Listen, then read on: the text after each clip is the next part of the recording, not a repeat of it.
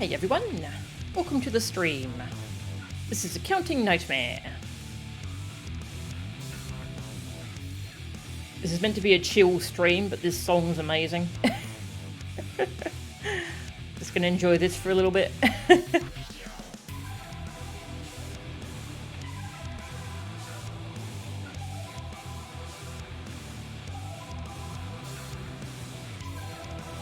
This is from the Shadowbringers Trial series.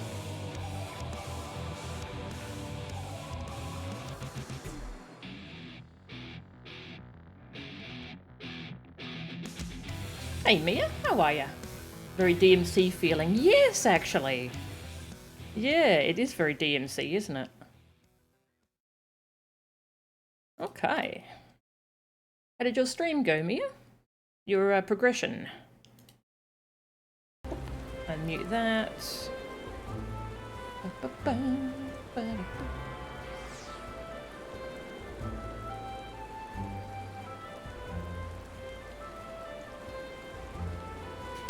Okay, so we're going to do the Valentine's event. Didn't quite get the re-clear. Yep. Practice is always good. Nice. I'm glad you're up to the fourth fight. It's very exciting.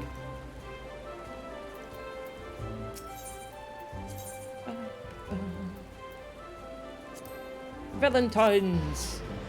Valentiones? Valentiones, yeah. We're going to do that. And then we're going to do a bunch of level 80 class quests. See how many we can get done in one stream.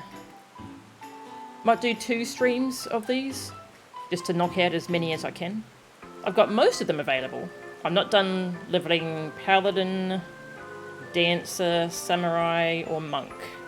Those are the only ones I haven't finished leveling though. So the rest of them, we can check them out.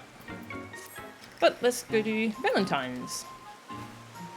Oh, I love the Valentine's decorations. They're beautiful.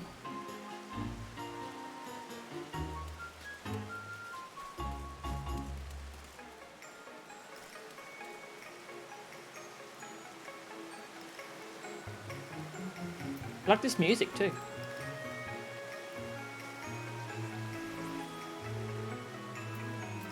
Bert. Hi, Bert. Do you feel the burn, my friend? That is the fire of passion. Sure.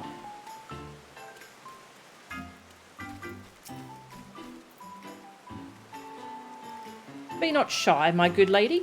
Join the celebration and profess your affections. Are you wearing oven mitts? Ah.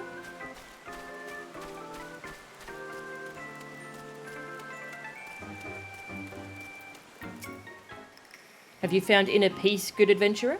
To love yourself is the first step toward expanding your relationship horizons. Good morrow to you, adventurer, and may the flowers of love ever blossom in your heart. If you should desire to learn more of the Valentine's Day festivities, please do not hesitate to ask. I shall be only too eager to share with you everything I know. What's with all the hearts? We of the proud Ishgardian house of Valentione spread ourselves across Eorzea this day, in the hope that we may give budding sweethearts the courage to take their first steps together. Hearts across this fair realm torment themselves with unspoken ardours, and thus have we crafted events to inspire even the shyest of souls to confess their hidden feelings. What is Valentione's Day? It is a time of celebration, when we honour the life of Countess Arabelle de Valentione, a High Lady of Ishgard, who struck out against her life of cassetted detachment and risked all in pursuit of a pure and all-consuming love.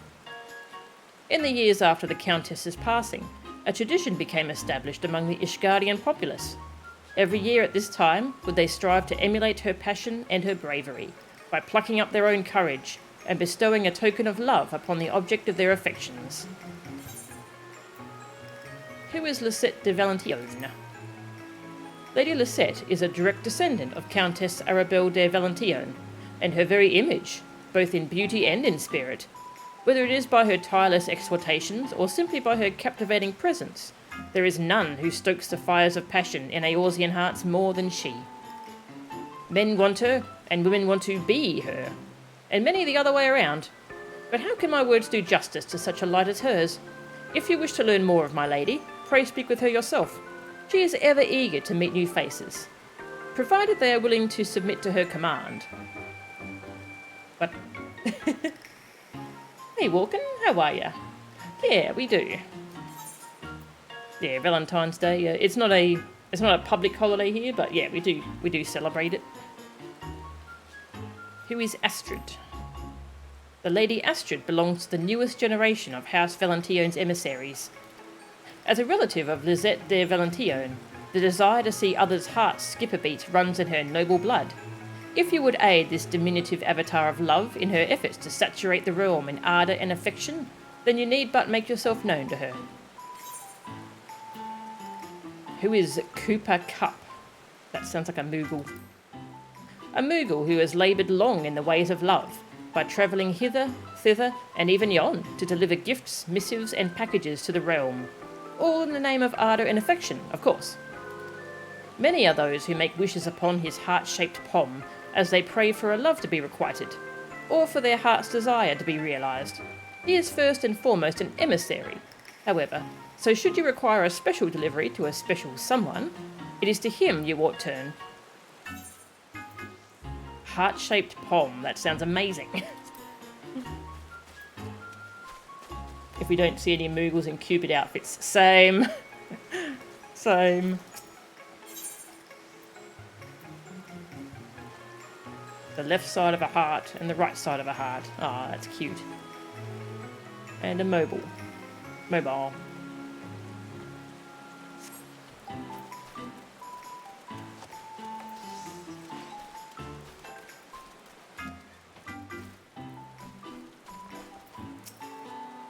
I do hope Cooper Cup survives the season. No love lost. Lisette de Valentione has her mitts full this Valentione's Day.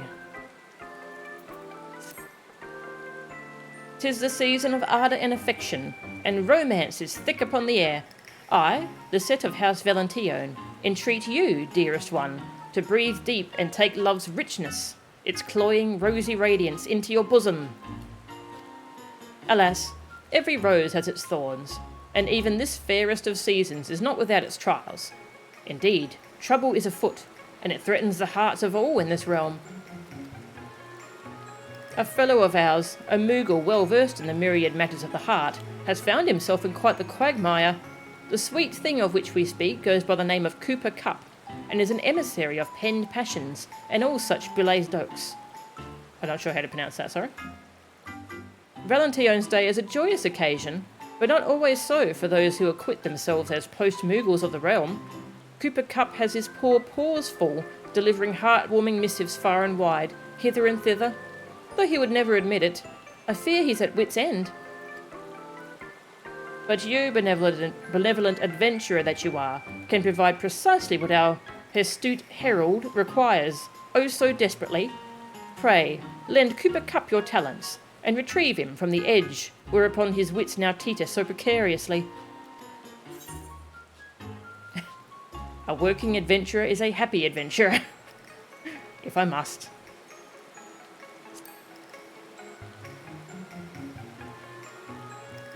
Marvellous! You are a hero through and through. Cooper Cup will be so relieved. I shall fetch him at once.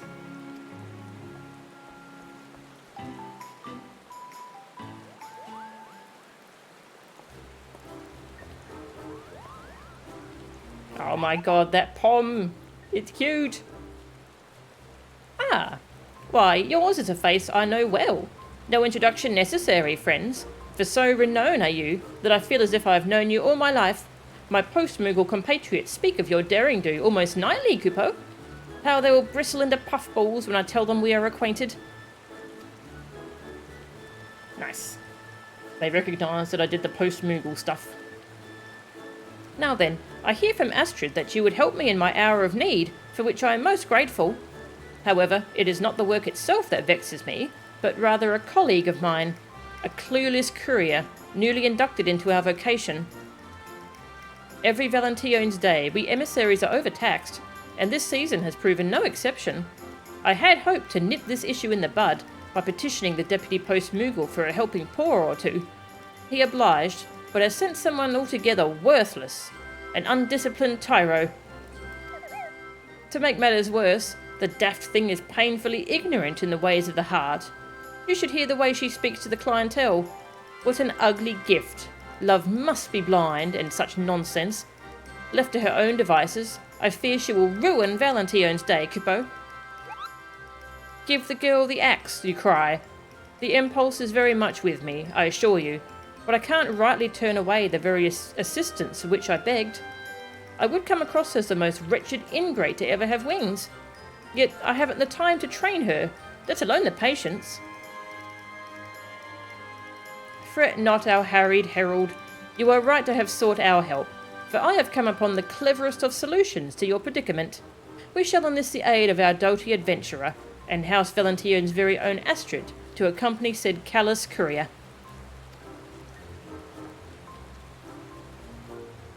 You cannot be surprised at my suggestion. 'Tis a most natural fit.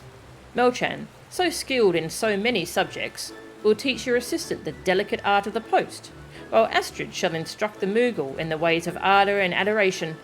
There, a splendid plan, if I do say so myself.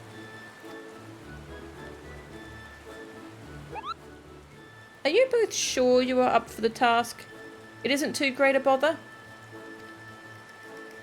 Nod. What a seasonable relief indeed, Kupo. I shall bring her to you at once, for there is not a moment to lose.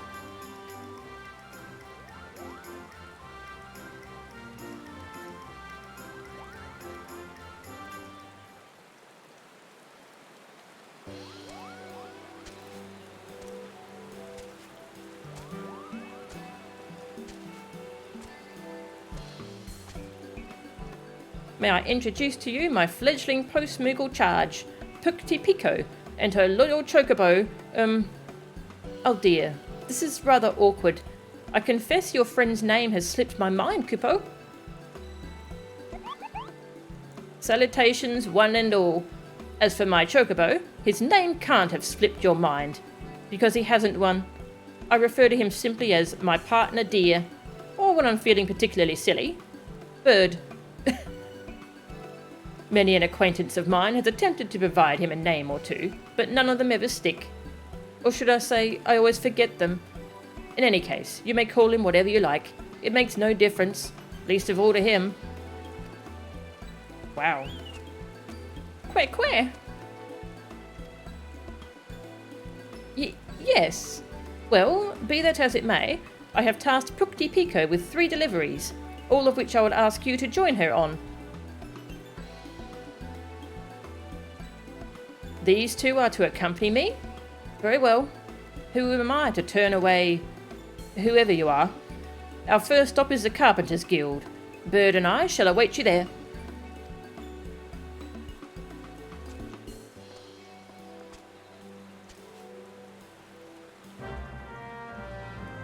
Burb.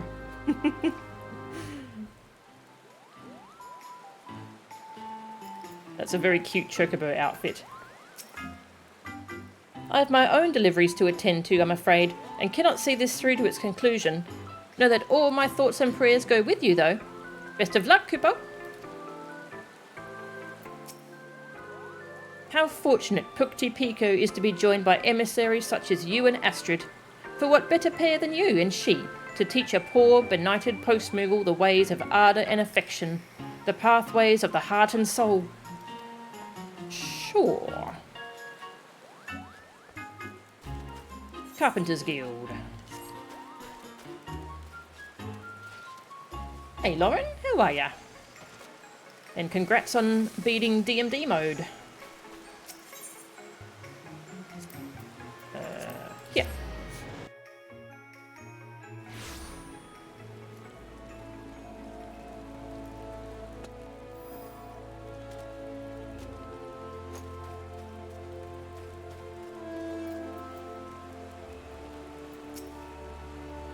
Let's see how Pukti Pico acquits herself. Surely she can't be so terrible as Kupka described. Uh-oh.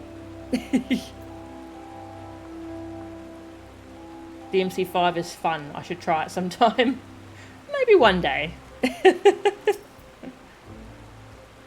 Oh, the recipient is out on an errand or some such. A pity.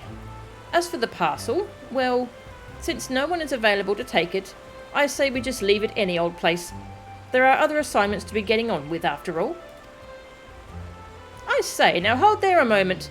I am no post-Moogle, granted, but merely abandoning a package like this before a door seems a touch disrespectful, does it not?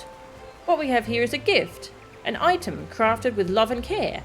It deserves to be treated as such. Who is this from, exactly? A young woman, if memory serves. Daughter to the man meant to receive this. Oh yes, and there was something about her training at the Culinarians Guild, I think. My memory is hazy. We ought to make the delivery in person. We wouldn't want anyone to steal the parcel. Yeah, it could get stolen if we leave it here. You make an interesting point. The man is out on an errand, yes? And since he is with the Carpenters Guild, it stands to reason he is out collecting lumber, and from the Botanists Guild, like as not. We shall start our search there, for Valentione's day gift must be delivered straight into the recipient's hands.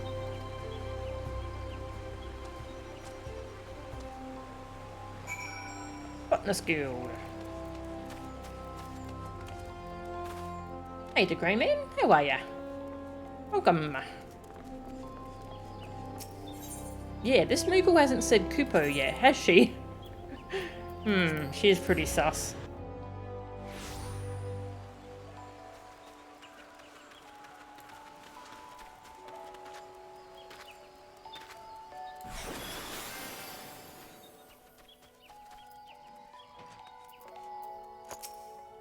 Yes, what is it? I believe we have found the man to whom the package was intended.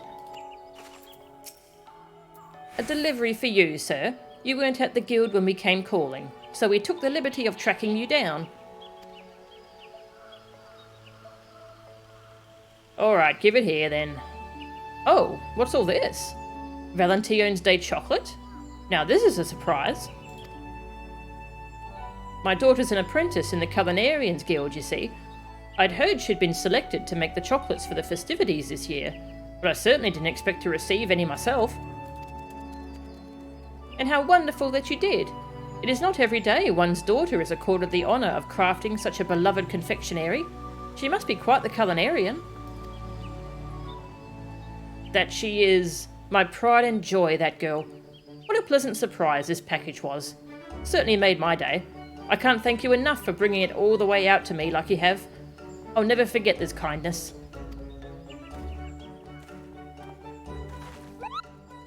Goodness. Seems like a bit of an overreaction to being handed some food, doesn't it? He appreciated that we delivered it with care. That's what savvy post-Moogles call customer satisfaction, Kubo. Customer satisfaction, Kubo. Agreed. There is a lesson to be learned here, Pukti. Joy is not meant to be kept to oneself. It is a feeling that yearns to be shared, and we played a part in bringing him happiness, so it is little wonder that he wished to share his felicity with us. So, joy is meant to be shared? Well, when you put it that way, I suppose it's not so foreign a concept. When something makes me smile or laugh, I do tend to talk my companion's ear off about it, and I'm often made the happier for it.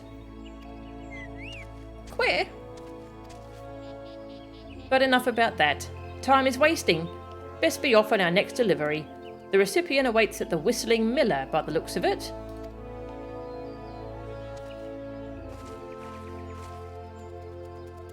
That chocobo's very cute. Where's the Ah, just over here.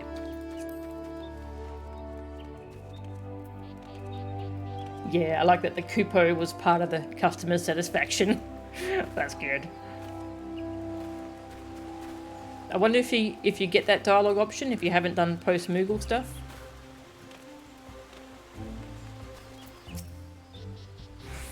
I wonder, how are you doing wherever you are? I wish I could hear of your travels, your adventures. It's been ages since I last had word from you.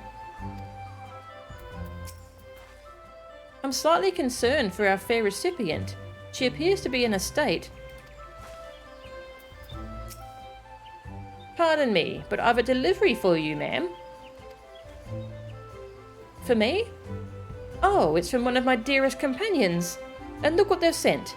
Pink seashells. Are they not extraordinary? Look at their vibrancy. Ah, and a card. Happy Valentine's Day. How delightful. Shells? Empty ones? You can't even eat those. At least the other fellow received chocolate. Pukti? That is abominably rude. You must forgive our friend here. She is not accustomed to deliveries such as these. There's nothing to forgive, I assure you. I could hardly be upset after receiving a gift like this, and from a loved one I've not seen in quite some time. My friend, you see, is an adventurer in their own right. They enjoy being cryptic, though, and never outright tell me where they've been. Rather, they make me guess by dropping hints in the form of curiosities such as these. What a blessing this parcel is. I was only just wondering how they were faring and where their journeys had taken them. Thank you, Miss Post Moogle. You have brightened my day. Love is a mystery indeed, and a funny one at that. It is my pleasure to tell you, Pukti, that love is a many splendid thing, and we each have our own unique way of expressing it. The friendship between that girl and her adventurer companion is a perfect example. That gift, which appeared mere frippery to you, was a treasure in her eyes. It's important for adventurers to check in with their loved ones. Perhaps her friend is in Lanosia. Perhaps her friend is travelling the Ruby Sea. Yeah, let's go Ruby Sea. I suspect you may be right. Outside of a few specialty traders, seashells of that quality and colour cannot be easily found in the landlocked regions of the realm after all. So you mean to say this was her friend's way of telling that young woman that all is well? Their way of assuaging any worries she might be harbouring about their safety? How fascinating. To be sure, were I to be separated from my bird here by expansive seas or vast mountain ranges, I'd like to hear from him from time to time. Perhaps not every day. That would be irksome. But to know that he's in good health would be not altogether disagreeable, I suppose. Anywho, no sense in losing ourselves in thought. Not when a parcel sits burning a hole in my satchel, Kupo. She said Kupo! Our next delivery takes us to Apkalu Falls. Let's away.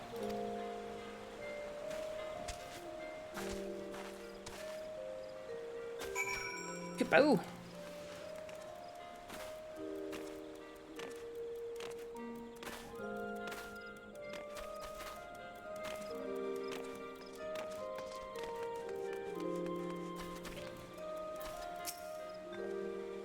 This will be our third and final delivery of the day.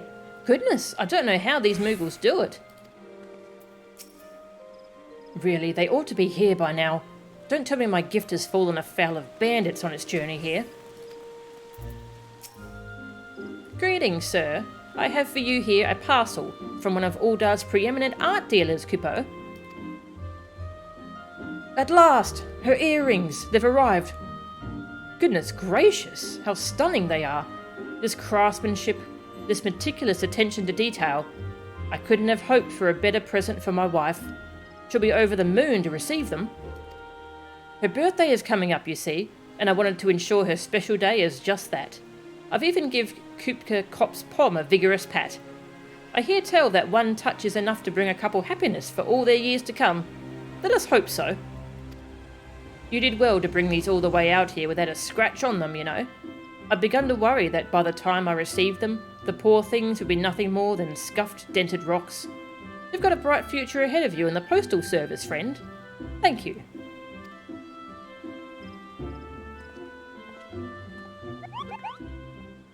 Now this is odd.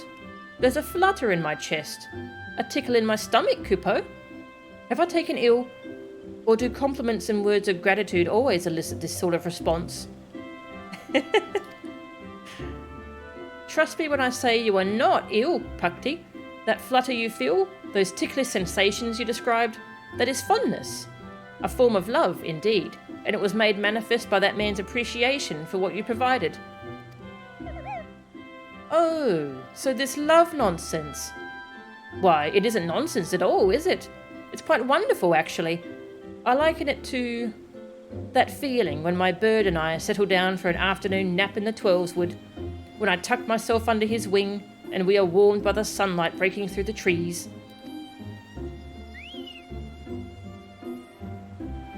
Perhaps you haven't mastered the concept entirely, but I do believe we are making strides in the right direction. You certainly seem more attuned to the ways of the heart than when we first made your acquaintance, at any rate. Now that all 3 parcels have reached the right hands, let us return to Miketo's amphitheatre. No doubt Kupta Cup is anxious to know how Pukti fared.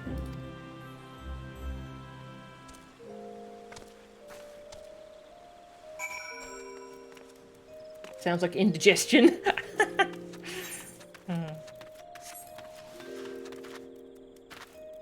This does raise some questions, though.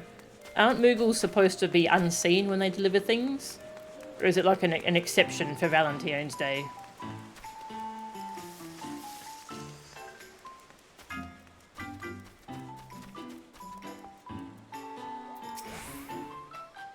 Though I can't say for certain, I believe I'm beginning to understand why everyone is always nattering on and on about this love business. Its mysteries are a little less, well, mysterious. Let us inform Kupta Cup of our efforts. I'm sure he is on pins and needles. Our emissaries of ardour and affection are returned to us. I trust all is well in the hearts of the realm. Does the language of love still elude our perplexed post-Moogle? Here they are, our agents of affection, our heralds of the heart, returned at last, and not before time, Kupo. Tell me, how went your deliveries? Splendid, each and every one. The recipients were all thrilled to receive their parcels, and I'm pleased to say that Pukti Pico learned something along the way. Yes, I do believe I did. Love is... well, it's a quite bit more complicated than I first imagined it to be. There are hidden depths to it, ones I didn't see before. I may not be an expert on the subject yet, but I would like to think my ignorance is not quite as dire as it once was. You are making progress, certainly. I am glad of it, and just so long as you did not offend anyone, I could not ask for more. Anywho, I'm indebted to you, Astrid Melchan. You have spared at least 3 citizens of the realm from potential cruelty, however unintended it may have been. No, I am being too harsh. Pukti, you have shown a true, concerted effort to understand the labyrinthian complexities of the heart, and as a reward, I am inclined to set you to another task. That's the reward. For in truth, your work is not yet finished. Much more is there to be done this Valentine's Day, Kupo. When you have the time, speak with me again, and I shall tell you all about it.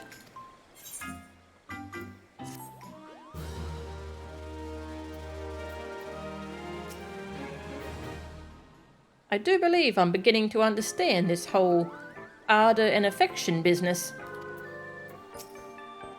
What can we do for Kupka, I wonder? There is so much love to be conveyed unto hearts across the realm. Does not the mere thought warm you from head to toe? Love's labours. Post-Moogle barding. Ah! I get the barding. Cute. Kupka Kup has a matter of the heart on his mind. There you are, and not a moment too soon. Your unwavering devotion to the ways of ardour and affection, love and romance, courtship and intimacy is both commendable and deeply appreciated. So, to the task of which I spoke. It involves a woman by the name of Aloys, who only just posted a parcel with no small amount of urgency. However, she then returned, begging us to call off its delivery. A highly unusual request, and her eyes, twin pools of sorrow, Kupo. She fled straight away, ere I could even get my bearings, let alone ask what troubles her so. Will you help me seek her out? You are too kind. Now, as for this young woman, she is an Ellison of great beauty, and thus should not be an easy one to overlook. Last I saw of her, she had just made a sharp left at the fork in the road, unless my eyes deceive me. To the left, you say? That way lies the Great Loam Growery, if I'm not mistaken. I will accompany you there, Cooper Cup. Melchan, Pukti Pico, you two will look near Nothika's altar. Should you come upon her before we do, come find us at the Growery.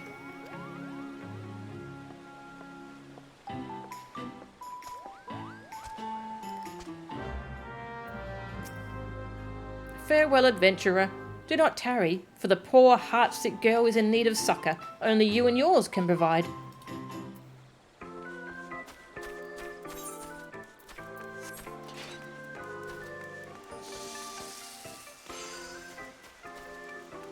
Might as well teleport there.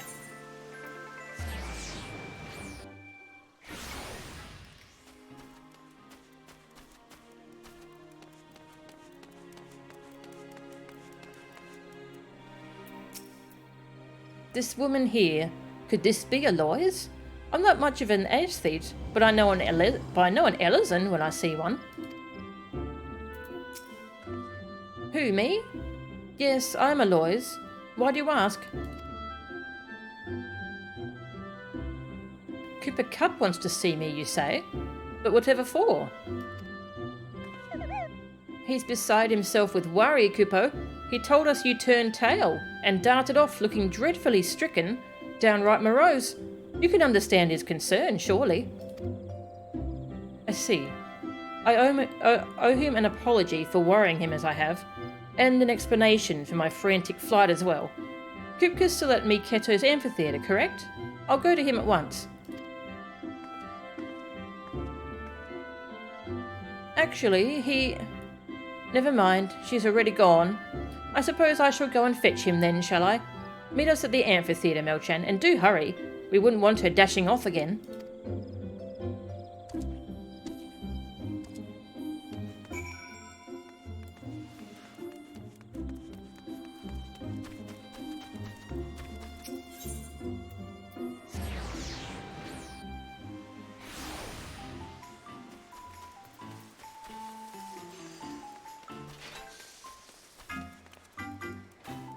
Everyone's back.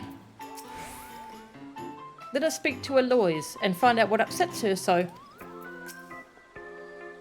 Such a look of heartbreak as ne'er I've seen on a woman. There must be something we can do for her. How fortunate you were to have come across her with such ease. In retrospect, I realised my description was rather subjective. We had better at least get another epiphany about love for our troubles.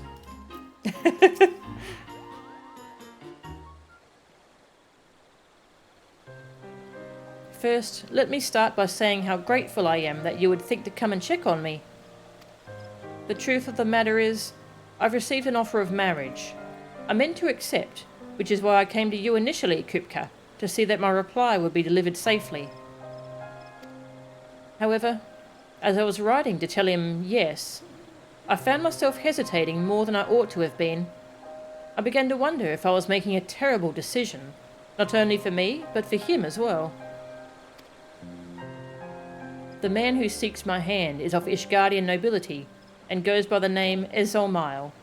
At the moment he is quite ill, and is seeking treatment here in Gridania.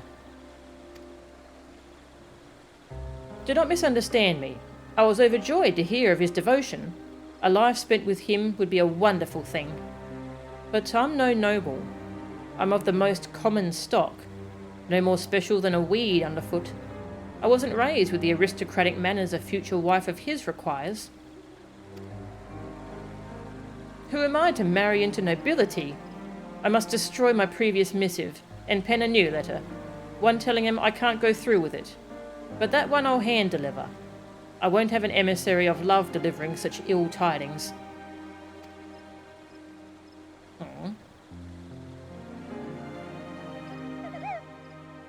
Now, I don't pretend to be an expert in the ways of the heart, but isn't love the desire to be with someone forever and on?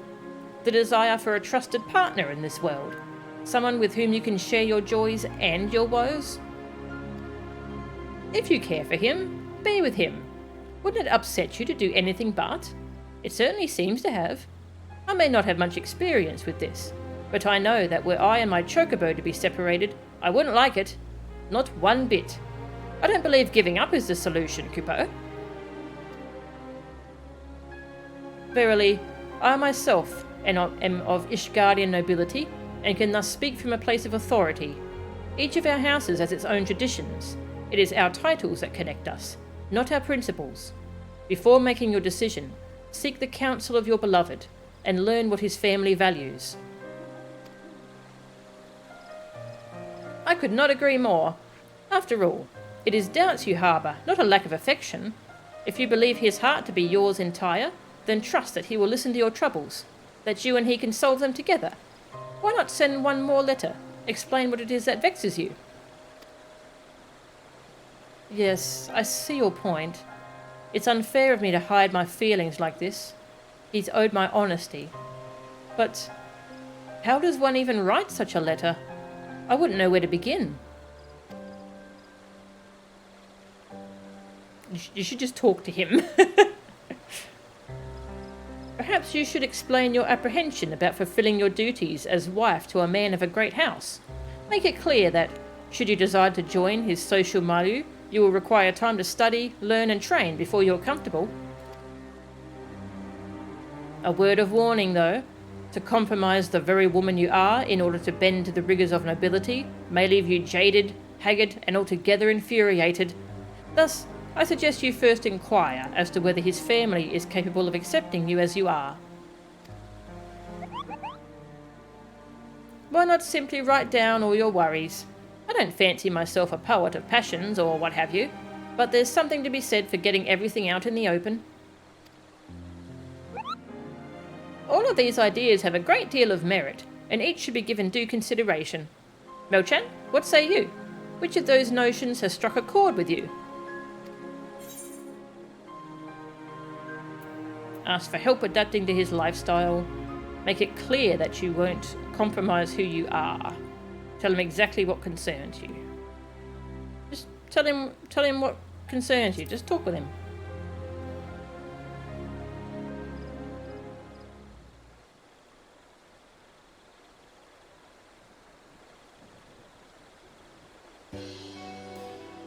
Thank you for your insight, everyone.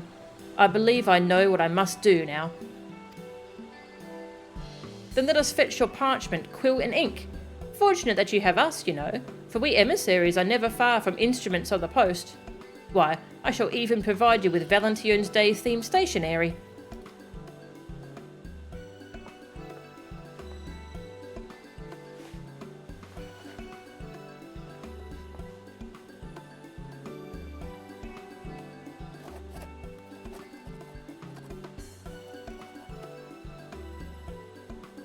There, it's done.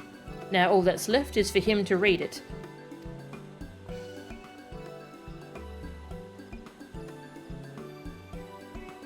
My darling is likely in the Gentry's ward. I know he enjoys sitting in solitude on a bench not far from the gates. He'll be there, like as not. Then that's where we shall try first. We will be back with his response as soon as we are able. Tally-ho, bird. Love's work awaits. Queer.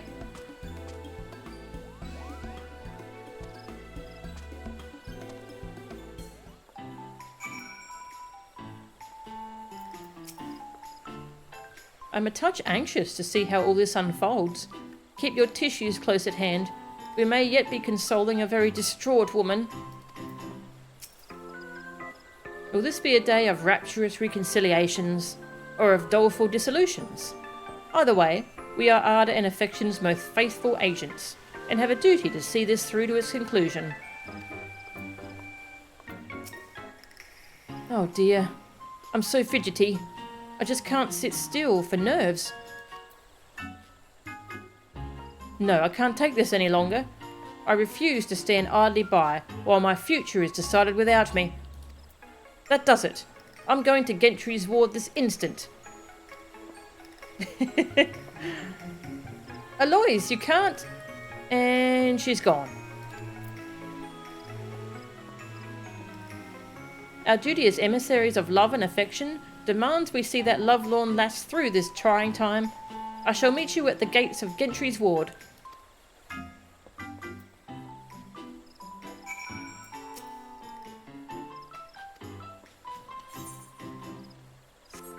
Speak with Aloys yet again.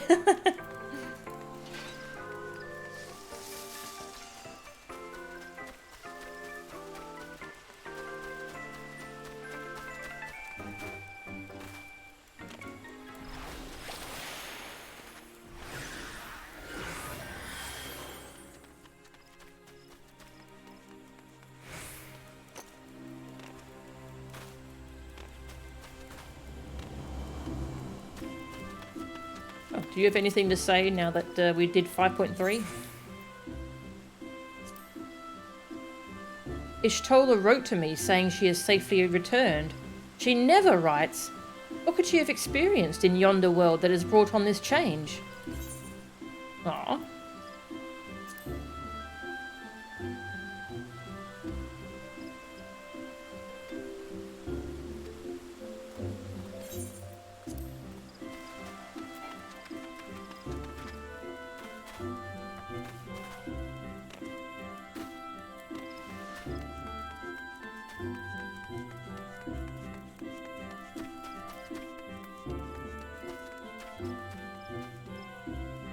Characters. That man there must be Ezomile, the well-to-do beau, of whom Aloys spoke.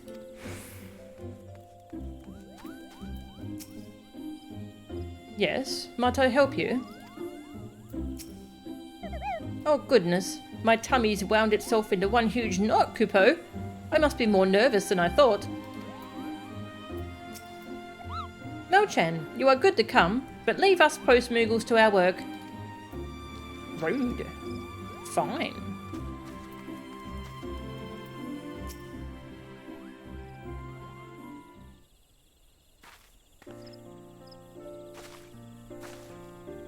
I'm sorry to have run off again like that, but I just couldn't wait around twiddling my thumbs another moment more.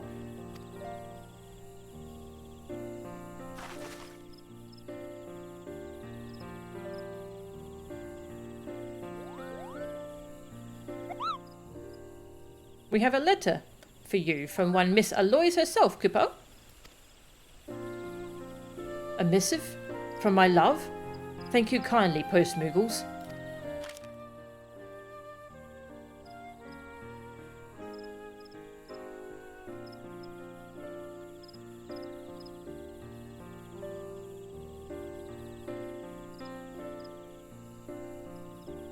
Perhaps it's not my place, but if I may... Aloys thinks a great deal of you. We watched her as she wrote that letter you now hold, and we could see plain as day how much she cares for you. If there's love to be found in this world, it's there, in every word she has put to that page. The heart and its intricacies aren't my forte, I admit, but if you have even half as much affection for her as she has for you, then what you two share is something wondrous. I only hope you can both weather whatever troubles come your way. The heart isn't my forte indeed. For one who claims such a thing, you show remarkable perspicacity? I've never heard that word. In the matter, you are quite changed from the Moogle I once knew. Colour me impressed, Kupo. You are good to concern yourselves over my and Aloys's affairs. Your kindness does you a good deal of credit.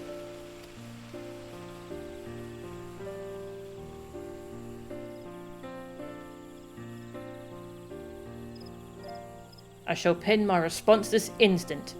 Can I trust that you will deliver it straight to her once I've finished?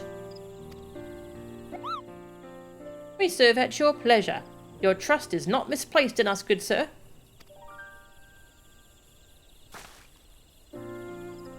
Did you hear that? He's going to reply. We should return to Miketo's amphitheatre at once. I don't want to be here when he's sent our post-Moogle friends all the way back there. Yes, it would be rather awkward were his letter to have no recipient. Let us explain the situation to Lisette, and wait for Pukti and Cooper's delivery.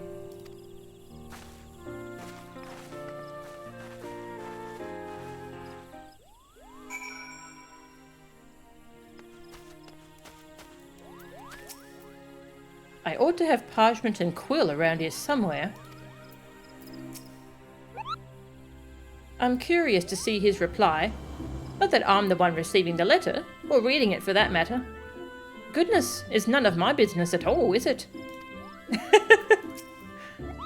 Fret not, we can oversee the delivery of Ezelmal's missive ourselves.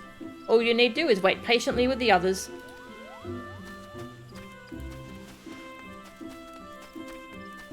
None of my business at all, is it?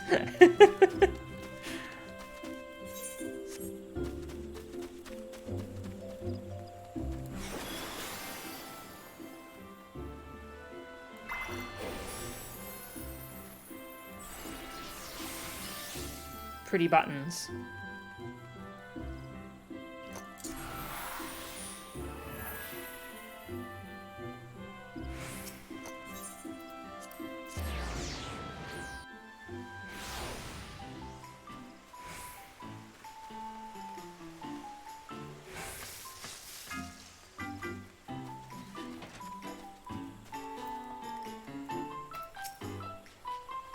Let us hope this all ends with tears of joy rather than sorrow. I hope they return soon. Maybe I'm being silly, but I'm rather nervous to see what my darling has to say. Our eminent emissary of adoration and affection is with us once more, and now that we are assembled, we've only to wait for the custodians of Ezelmal's reply. I feel sick to my stomach. What if I've angered him? What if he calls off the whole engagement? Have you tried talking to him?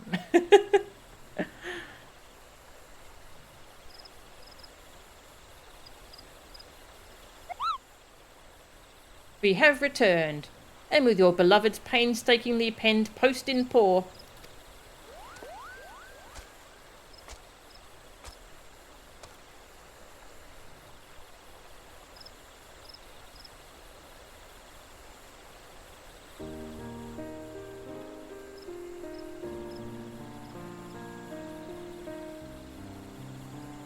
Pukti Pico, I was drawn to your advice in particular.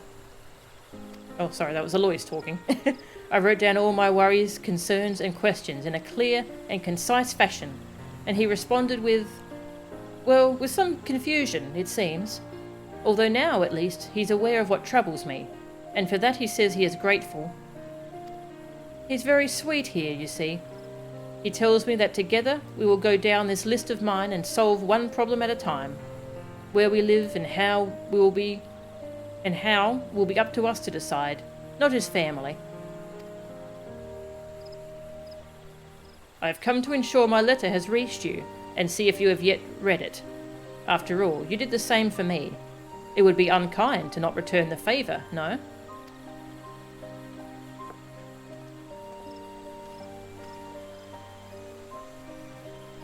Oh gods, how embarrassing!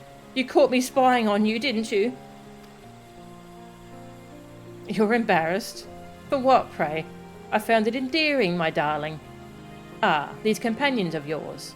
Did they assist you in your writing to me? Then we are in your debt.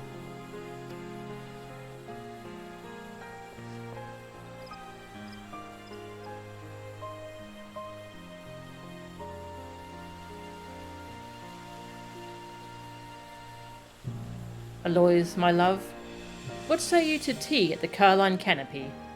There we can discuss our future, a conversation which is long overdue, I should think.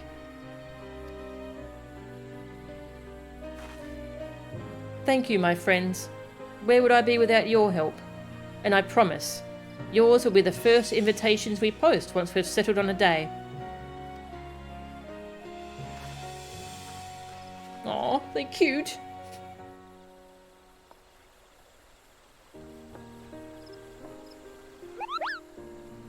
Goodness gracious me! Do mine eyes deceive me? Pukti Pico, Your pom?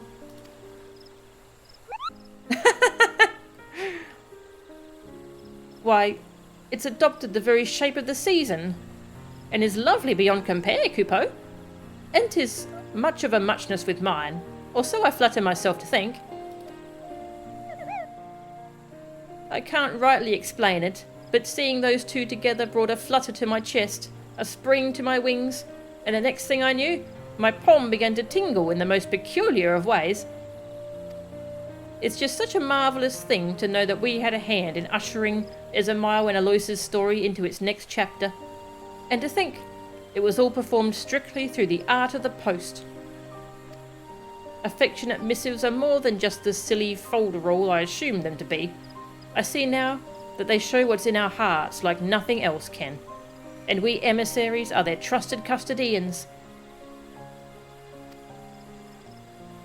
That we are, Pukti. Only do remember that letters require more than just love. They are also in need of names and addresses. And speaking of names, perhaps you might bestow one upon a certain chocobo? Think of it as a show of not only kindness, but of love too. A show of love, you say? I suppose you're right. I was never able to recall the names given by my Moogle acquaintances, but I bet I could arrive at something that actually sticks. I will give it some thought. Make sure I've done this bird justice. Queer. Aww. My once foolish fledgling has wings of her own at last. How proud I am to see you soar. You are a credit to the emissaries of ardour and affection with your heart-shaped pond. It is my most sincere honour to have you among our ranks, and pray that you will continue this most revered work. I would love nothing more, Kupo.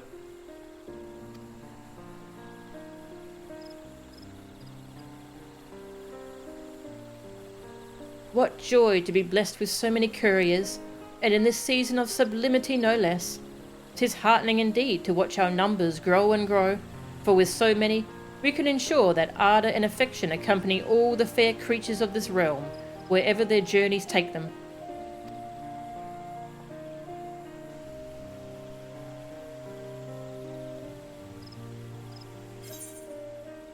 Oh, that was cute.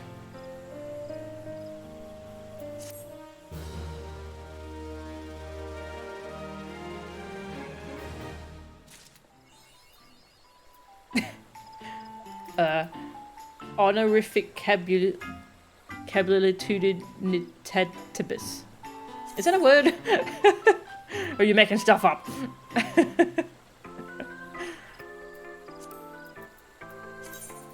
Chocobo barding. Post Moogle. Yo. I must admit that the change to Pukti's pom took me quite off guard. Does that happen often, do you think? Does it hurt?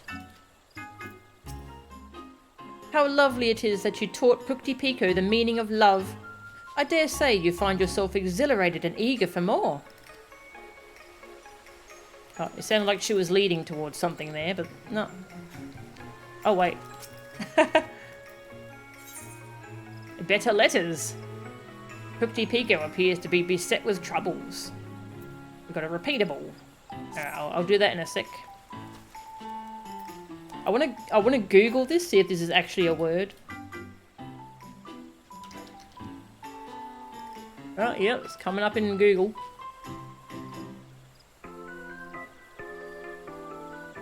The state of being able to achieve honours. The dative and ablative plural of the medieval Latin word. Okay. It's actually a word.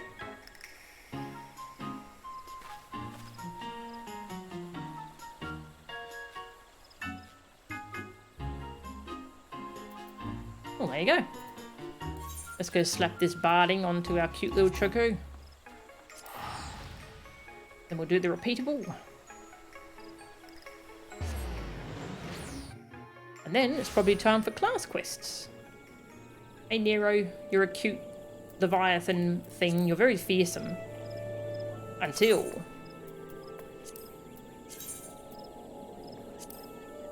Ah, look at the hat. cute. Oh, it's so cute. I love that barding. He's got a post-Moogle hat. To match your own post-Moogle hat that you earn from that quest line. So cute. He's a good boy. Give you pats.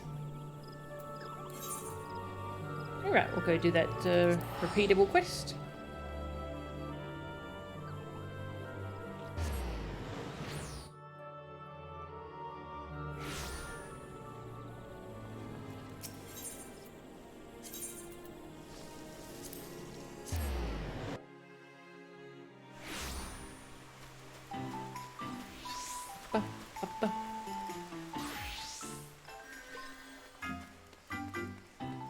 Pico. Better letters. Pico appears to be beset with troubles. Mo-chan, I knew you would come. You've a marvellously convenient talent for appearing when we're in need, don't you? Anywho, trouble's afoot. Word has spread of our previous endeavours, which under normal circumstances would be cause for celebration, but not so today. We've been inundated with letters from across the realm, entreating our aid with all manner of vexations. Our fellows have left me here alone to fill these pleas, but I can't see to all this by myself. Please, won't you assist me in bringing succour to the hearts of the weary? I've made a tidy little list of those who have written to us. No need to see their troubles in any particular order, mind you. Just try not to let a request slip through the cracks, yes?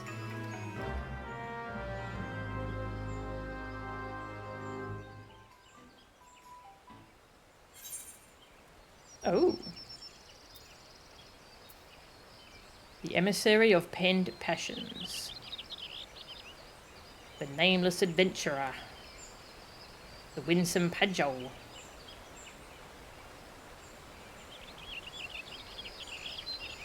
The bottom one, on second thought, perhaps not.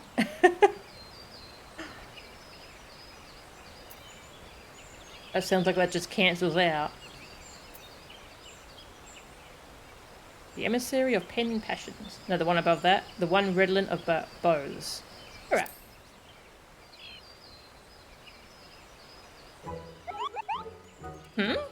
I didn't even notice this letter until just now, Kupo. It must have slipped into my stack right under my nose. Which is something of an astonishment, actually, as its wonderful scent is hard to miss. Let's see, who is it for? Oh, why, it's addressed to you, Mo-chan.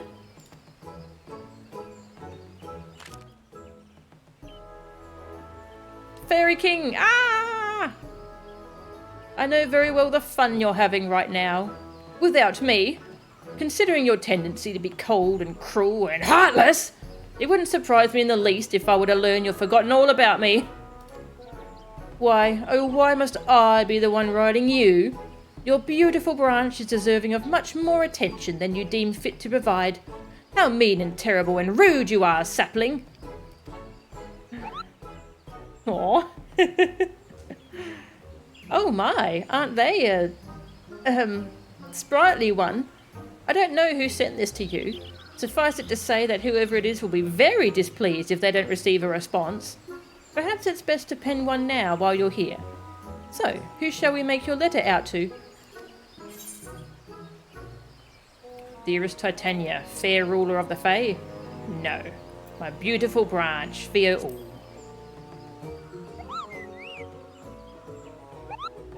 And how will you express your adoration for them?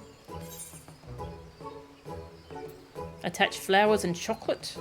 Remind them they're always in your heart. They're always in my heart.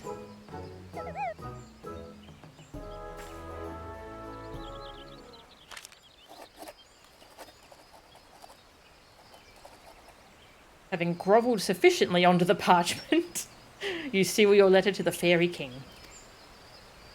Now then, wait here while I... Oh my! The letter. It seems to be delivering itself, Kupo. Stop. Stop, I say. Don't make me come after you. Oh, bother. Wait for me, you silly thing. Wait for me! Aw, that was great. Despite my best efforts to keep up, I lost the blasted thing somewhere out in the Twelveswood. Then, as if this story needed to be any more peculiar, I discovered a similarly scented missive on the road back. And wouldn't you know, it's addressed to you.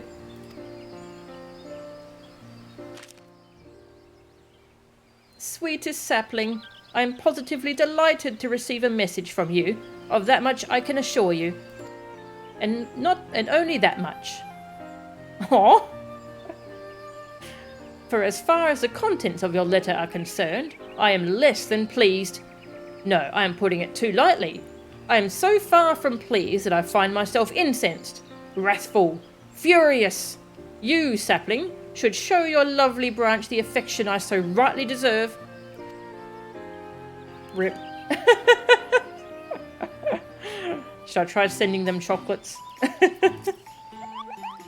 Your assistance has proven positively indispensable, Mel-chan. If you've the time and inclination, do come by again. There is always more to be done, after all. Let's do that again. Let's try sending them chocolates. The best part of the event. Yeah, that's great. I love for you all.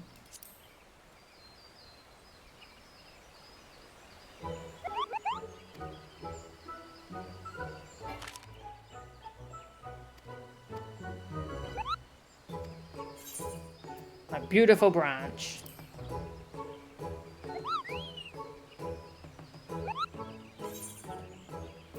Flowers and chocolate.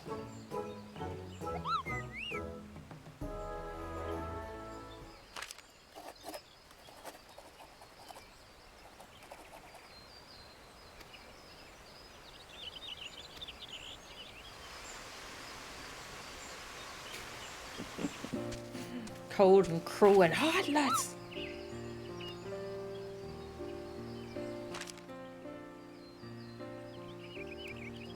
I just knew my sweet little sapling could suss out who I was from the clues I planted in my letter.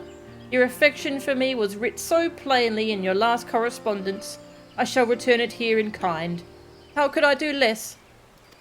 My precious sapling, wherever your travels may take you, wherever the roads you walk lead, know that my heart goes with you. Every step of every path, be they through dungeons dank and dark, or to mountain peaks magnificent, I am there, watching over you, always and forever. Aww. For you all just wanted some chockies.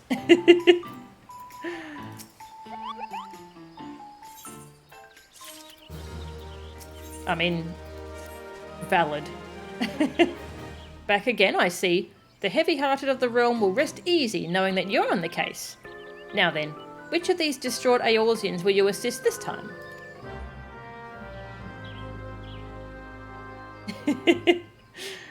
Everyone makes that mistake.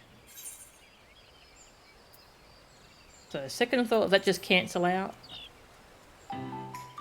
Yeah, okay.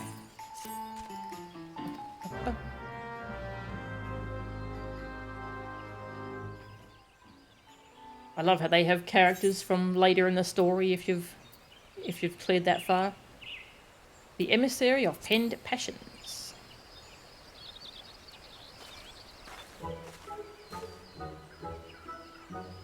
You would see to what plagues my heart. You are far too goodly, Mel-chan. I confess that Aloysius' joyful union touched me in a way most unexpected. It sparked within me jealousy of all things, for in her happiness I saw reflected my own desires. Yes, 'tis true. I am here to speak of my own beloved, the man with whom I wish to spend all my days and nights, the very gentleman to whom I am betrothed, one Sir Hortefence. The festivities have run us both off our feet, leaving us not a spare moment to while away together as we once did. It vexes me terribly, yet I cannot speak of it to him. I would flush like a schoolgirl and tie my tongue into knots. Instead, I mean to pour my woes onto parchment.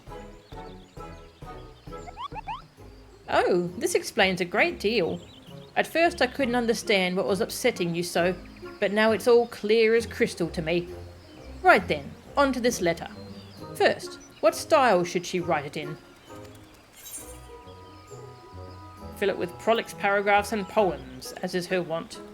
Keep it simple and straightforward. I don't know anything about their relationship. Keep it simple. That's what I would do. And how should she word her vexations? Forthrightly. Be coy about them. Forthrightly. I didn't know you could get the good ending with that letter. Ah.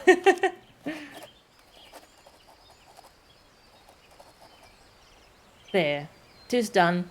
For better or worse, the missive is penned. And all that remains is its delivery, which I will attend to right away.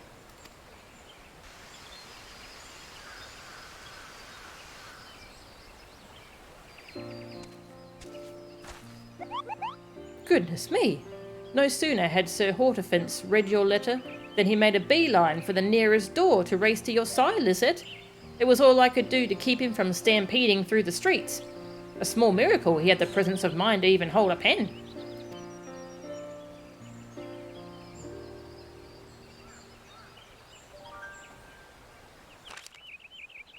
It says he has been fretting over the same things as I have. In which case, why not come to me sooner? Honestly, he also writes that we shall sit down for a proper meal once Valentione's day has come and gone. So I suppose there's no sense in holding it over his head. Although I ought to. Ahem. Well, that settles my affairs, I should say. My deepest, most sincere gratitude for your help, Melchan. You've conducted yourself with a diligence and sagacity befitting an emissary of affection. Now go forth, and bestow your romantic wisdom upon those in need.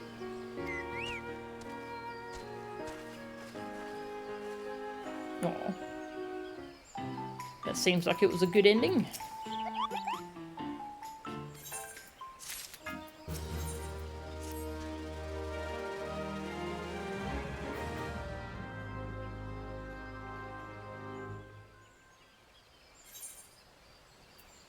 The Nameless Adventurer.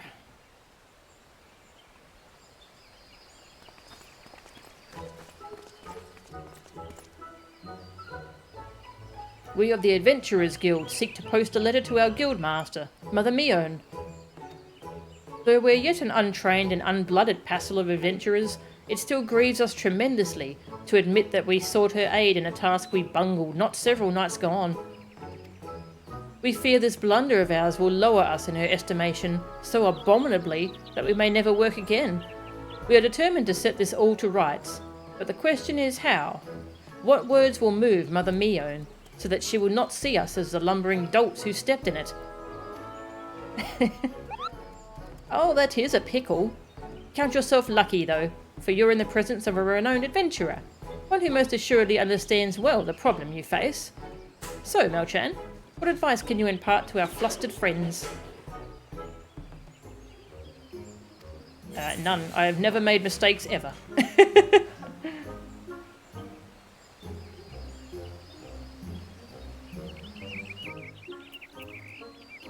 Show contrition and gratitude in equal measure. Tell her that, barring this gaffe, you're sensational adventurers. Contrition and gratitude.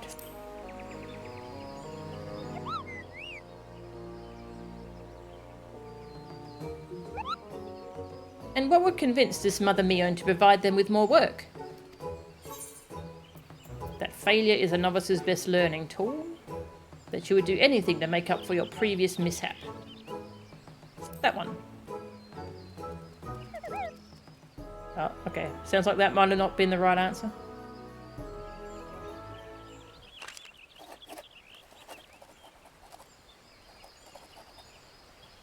Here, 'tis writ at last.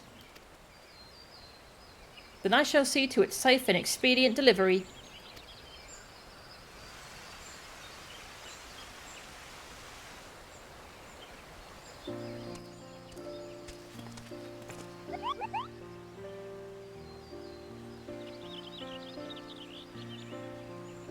There's a cat in here.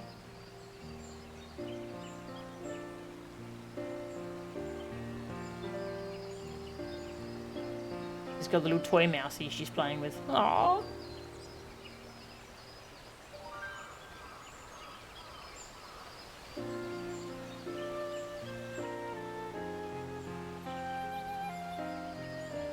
Cute.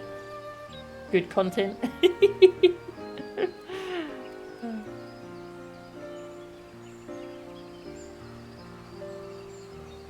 Yes, play with the mousey. Clean yourself. Alright. She's torn between cleaning and playing.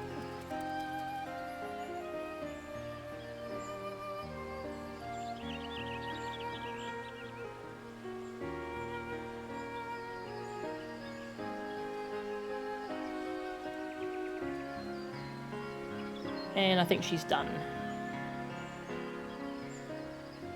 Okay.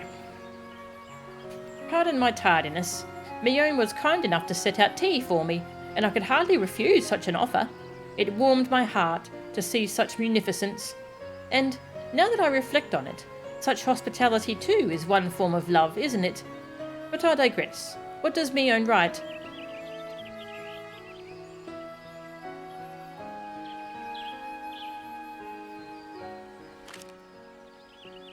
Though she commends us on our ambition and zeal, she worries if we put our lives at risk by attempting tasks which exceed our abilities. I cannot deny the truth of what she says. Well, I'm decided. Circumspection shall be our watchword going forward. You were wise to advise us as you did. I thank you for your help. No worries. Come back. We'll try again. We must get good ending.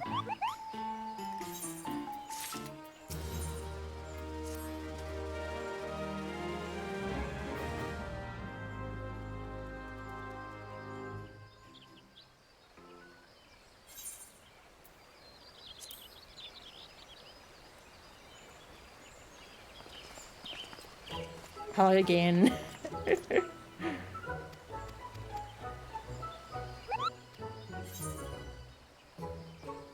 Nutrition and gratitude.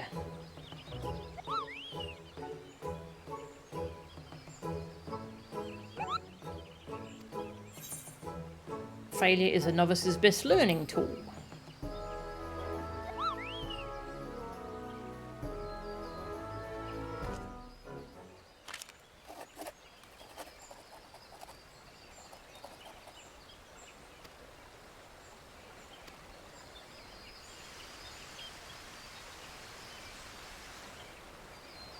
I do appreciate that you can just try these again as many times as you want.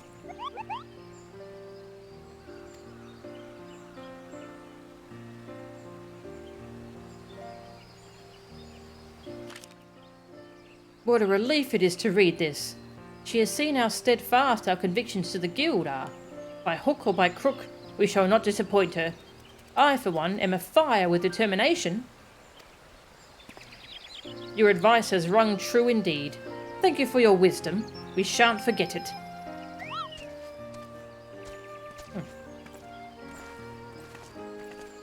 The good ending was rather short, wasn't it? Next.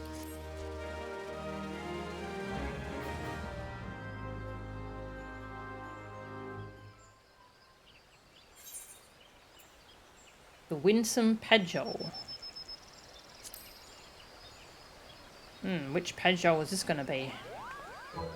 Oh, hey. Fancy seeing you here. And fancier still that you are the one to assist me. My conundrum is that, as ever, my brother and I are concerned for Carney's well-being. We thought to write her, but I know not what to say, and Aaron has not lifted a digit to help. I would ask her to be mindful of her health, but does that not sound rather fussy? Even more so when couched in dearest sisters and formal prose.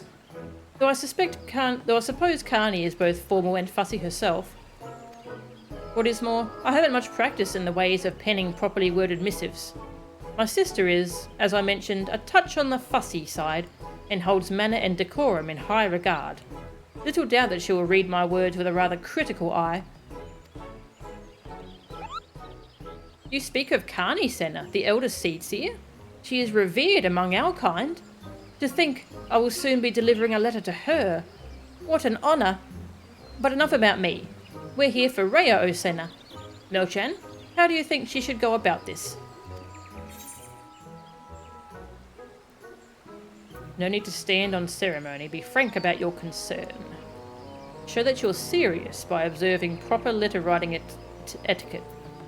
I think show you're serious by, yeah. Try that one. Yep, right answer. Nice. Very well, but who should we say this letter is from? Rhea O'Senna may be the one composing it, but it was both her and her brother who meant to ask after her well-being. What are your thoughts? It should be from the person who wrote it. It should be from both her and her brother. I reckon from both of them? Yeah.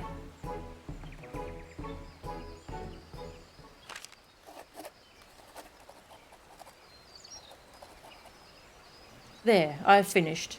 Might I entrust its delivery to you? Why, of course. And away I go, Kippo.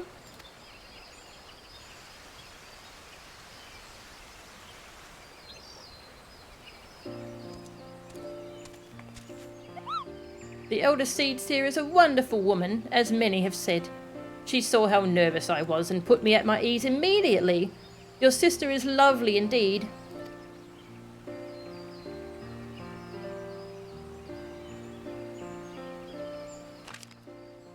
I'm glad to hear it. Let us see how she replies. She applauds me for the maturity I show in writing her, and says that as an older sister, she could not be more proud. What a curious response. I ask her to watch her health, and she commends me on my maturity? Strange as this answer is, it seems our words of worry have gotten through to her, thankfully. Though I was initially reluctant, I'm glad we wrote her. My heart is lighter knowing she is well. Your assistance in these family matters is much appreciated. Yer.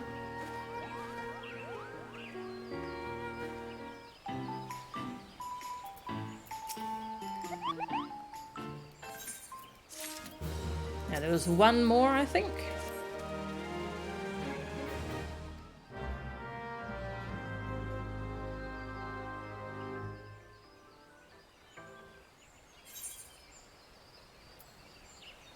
Yeah, the one who dreams of the wider world. Who could this be? Hello. Okay, don't know who you are. Greetings, ma'am. My name's Aline, and it's an honour to meet one such as yourself. For you see, I've dreams of becoming an adventurer too. Oh, to think of all that you have seen, all the lands you have walked. How incredible. But as for why I'm here today, well, I want to write a letter to Cooper Cup to thank him for his support. Whenever I feel low, like I want to give up on my dream of seeing the world, Cooper Cup is there for me to lift my spirits. Oh, she was part of last year's event. Ah, cool. Thank you. A message for Cooper Cup? So, Mo-chan, how do you think she should start it? Thank him for all his encouragement. Urge him to take time for himself during this busy season. I think he needs some time for himself. Rip. Wrong answer. And how should she finish the letter? Right, remind him not to overwork himself. Support him in his endeavours as he supports you in yours. Support him!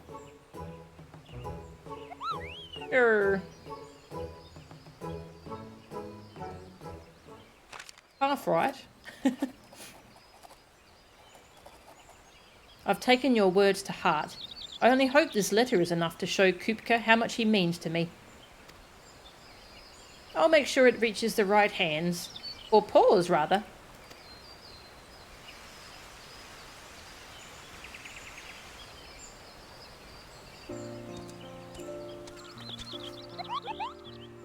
If only you could have seen the look on Kupka's face when I told him who had written him.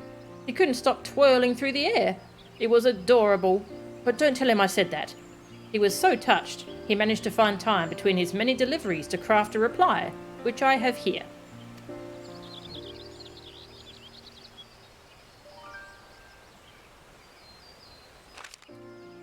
Oh, he writes me to apologise, saying that he never meant to cause me worry. An apology is the last thing I wanted from him. I think he might have misunderstood the intentions of my letter. Sorry. Well, we'll speak soon enough, and I'll straighten all this out. Thank you for taking the time to help me, Melchan. Farewell. Get back here. We're trying that again.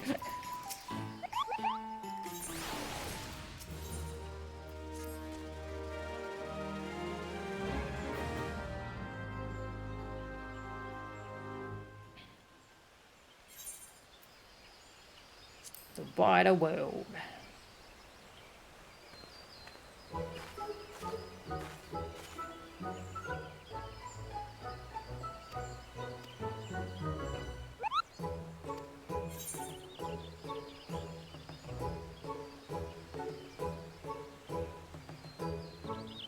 Thank him for all his encouragement.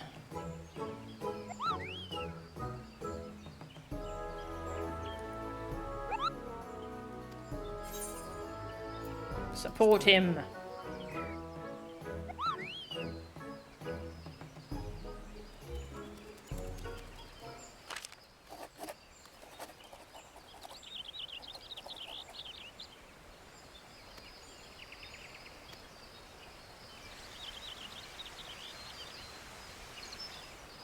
Cat alarm's about to go off.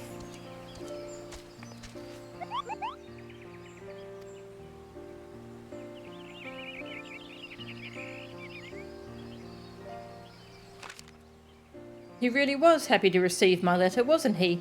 He tells me he can feel my gratitude and love for him in every word I wrote. As wonderful as it is to talk with him in person, correspondence like this can be rather fun too. I'm more motivated than ever to continue my training now. Whoops, typo here. Thank you so much for the advice on my letter, Melchan, and thank you, Pukti Pico, for delivering it to Kupka.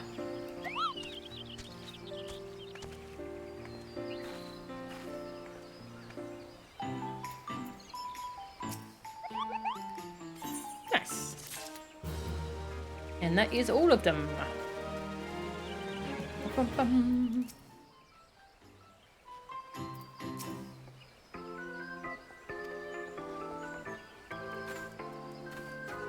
There isn't a secret extra option now that I've got all the good endings.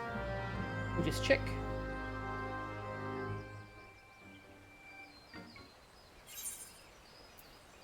Nope, all done. Alright, we are done with that event. Oh, hello. Ah, she's hanging out here now. That's cool.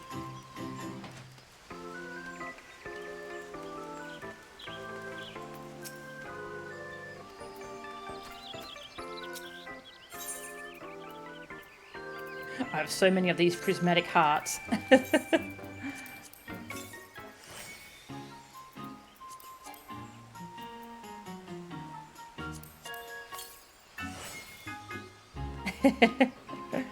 Yeah, you're meant to use one of them and have someone else use the other. That's rather cute. Okay. That is the Valentine's event. How come the cat alarm didn't go off? Oh, because my phone turned itself off. For reasons. Weird. Anyway, I'm going to go feed Cleo. And then when we come back, we're going to do some level 80 class epilogues. Yeah. We'll enjoy this goofy Valentine's music.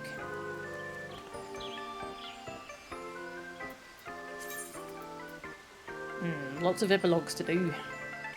Yeah, so we'll do some of those. in about 10 minutes. And I shall be back.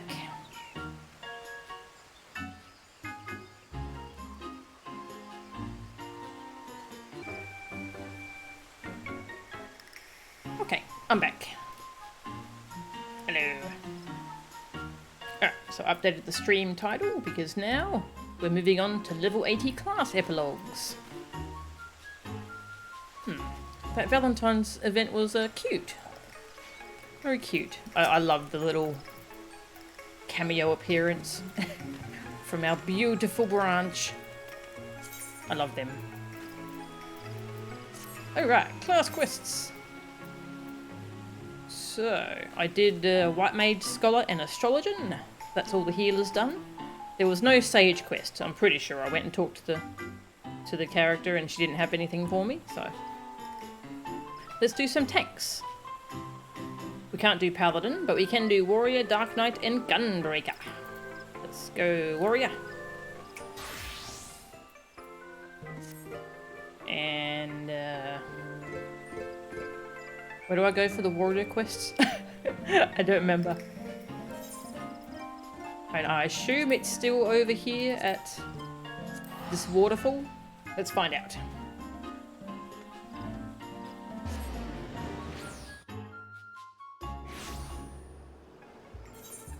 Yes, it is. Once, twice, 3 times a warrior. Whee! Let's see how this guy's faring.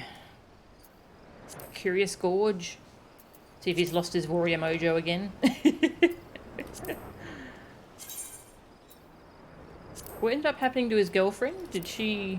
I think she went on her own journey, didn't she? To learn how to be a great warrior.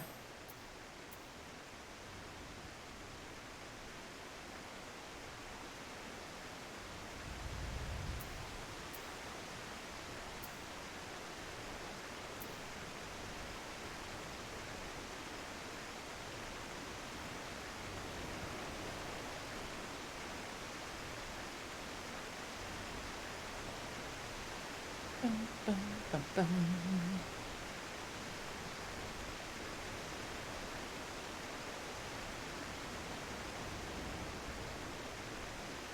Okay, yeah, control of his inner beast still eludes him, and he cannot suffer the thought of hurting the one he loves most. Well, love seems to be the theme of the day, so let's hope we get an outcome to that. Let's go check the Sage quests.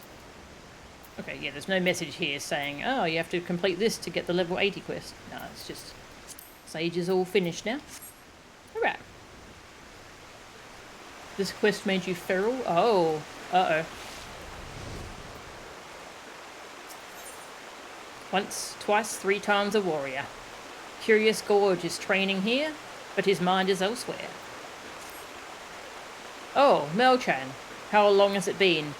I've been dedicating myself wholly to my training for some time now, day after day after day, but I fear my progress has come to a halt of late. You look well. A fair bit stronger than I remember, even. What is your secret, my friend? How have you grown so much more powerful? Well, see, I was grinding levels in trust dungeons. It's really good.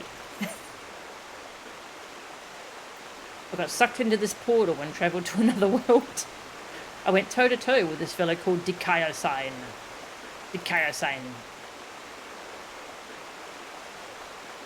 Wait. I can tell this is going to take a while. Since I've just finished my training, why don't we speak at length on dry land?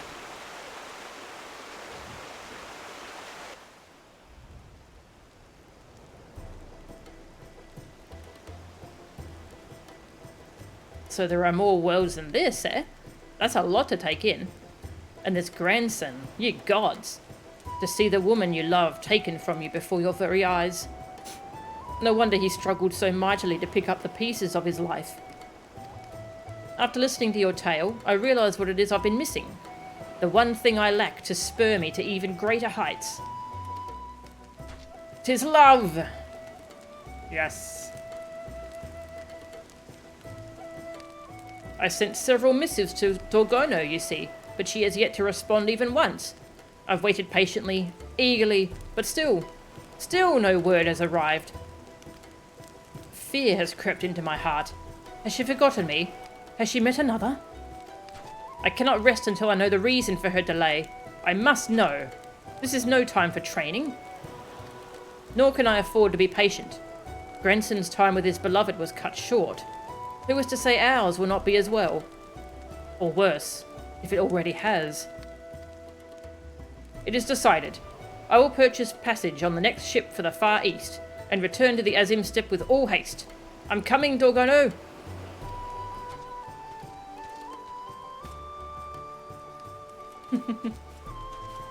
Oh no. Melchan, how fortunate you are here. I've been looking all over for Curious Gorge. The Marauders Guild told me he trained near here, but I did not know you did as well.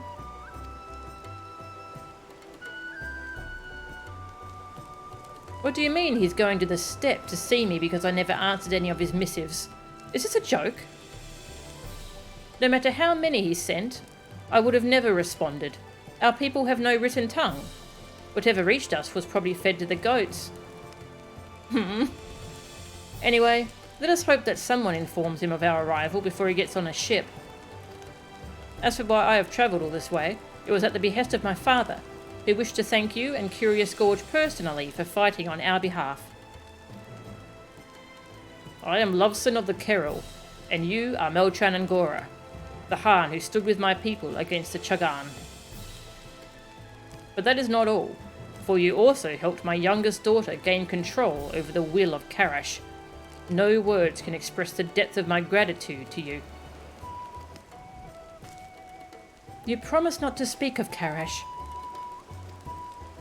But I must. My heart broke when she was marked as taken and exiled. Never again would I see her, I feared. But then she returned. Blood of my blood, master of Karash, my little girl. And it is all because of you.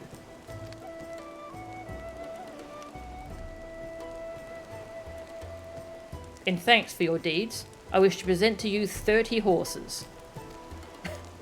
Father, no! It is not the way of Eorzea to give horses as thanks. And besides, she is a traveller. They would only be a burden.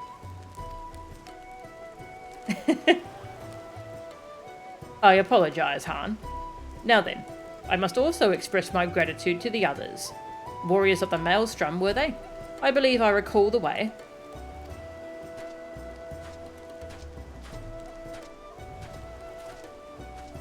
If you have the time to spare, might you accompany us? Having travelled so long solely in the company of my father, I'm finding him increasingly exhausting.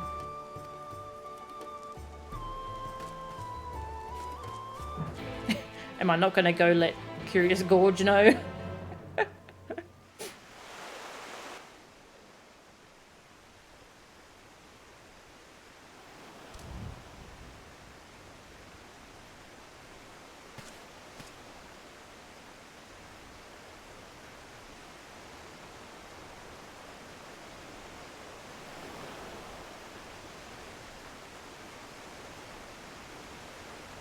I was trying to call to Cleo because I heard her going a little bit feral, but no answer.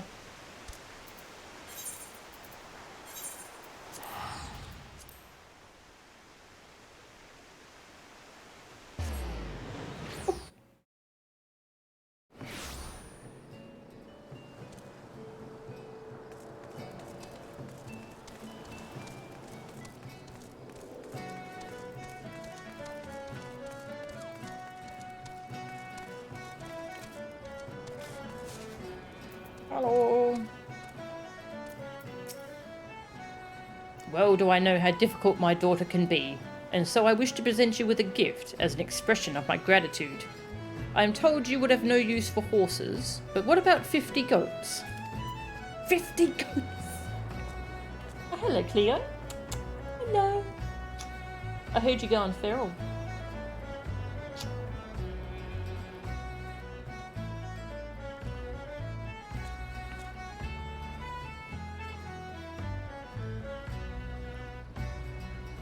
Yes, play with the mousey.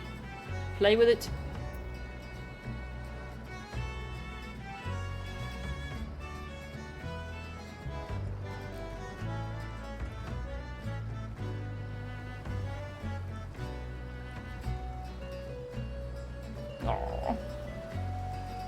so cute. I love her.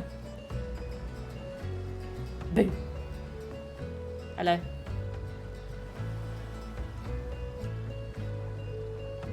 It reminds you so much of your own kitty. Aww, that's good. Is your own kitty also like a tortoiseshell?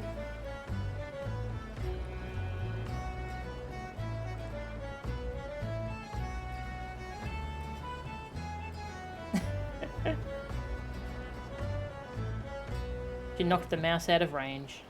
Well, that's that, I guess. Kinda, not the same pattern. Ah, yeah.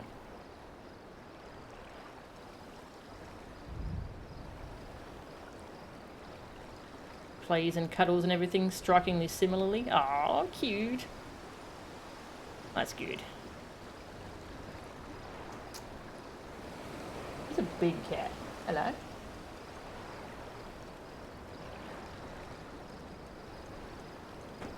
Oh.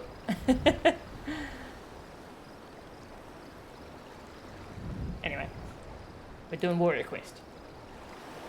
No. Good cat. It brings me joy to see the Lominson warriors in good health. Gorge has got good taste, if it weren't for him, I'd have a mind to, give a polite and wholly appropriate compliment and be on my way. It is a pleasure to see you again, Melchan, as well as Dorgono. I am surprised to see her, as you doubtless are, and in the company of her father besides.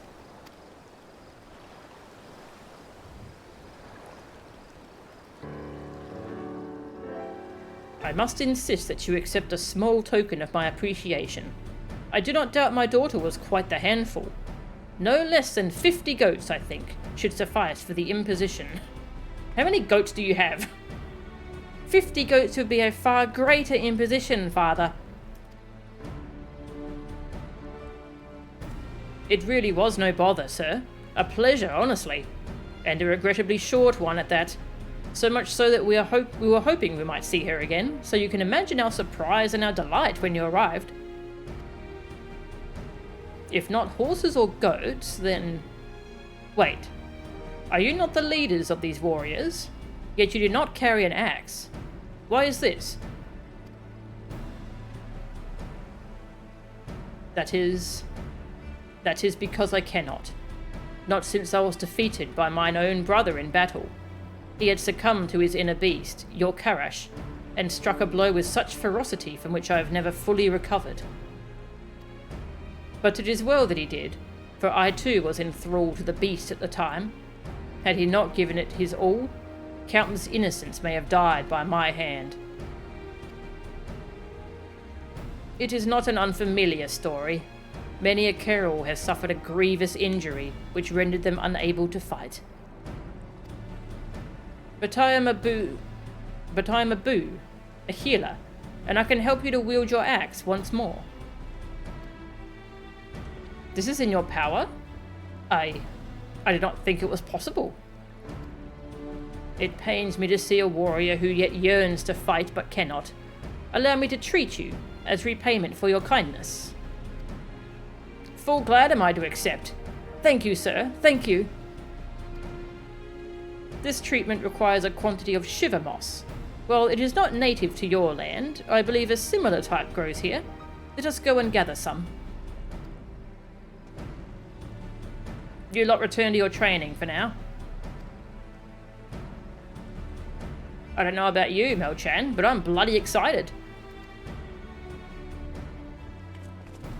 Nod.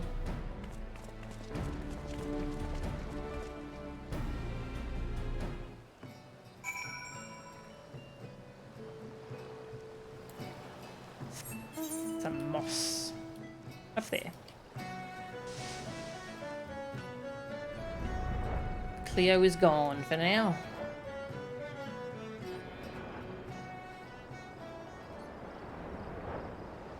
And I'm going to drink some water.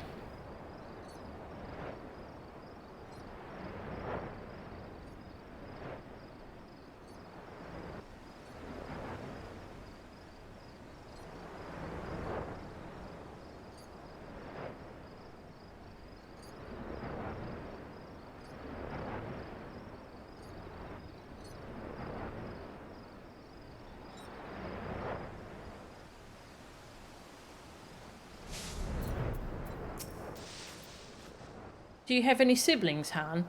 I am youngest of 18 myself. 18? The moss of which I spoke I spied in this place not long ago. We will need a moderate amount for the ritual to heal Broken Mountain. You and Orgono can both assist me in this. Look for mossy rocks nearby, and shatter them with a heavy swing, then gather up the shiver moss.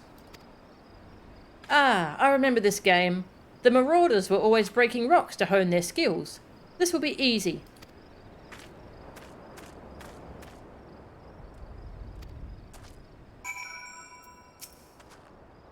To be fair, you need not actually shatter the rocks to gather the moss, but it hastens the process and makes a somewhat dull process a little more entertaining, do you not think? I like that train of thought. Yeah, this is a nice little callback to the old Marauder quests. Where you're breaking boulders.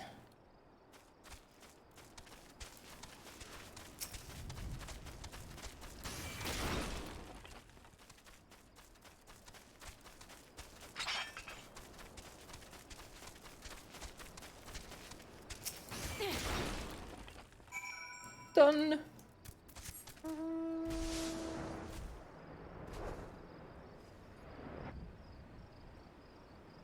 Where's Dorgono?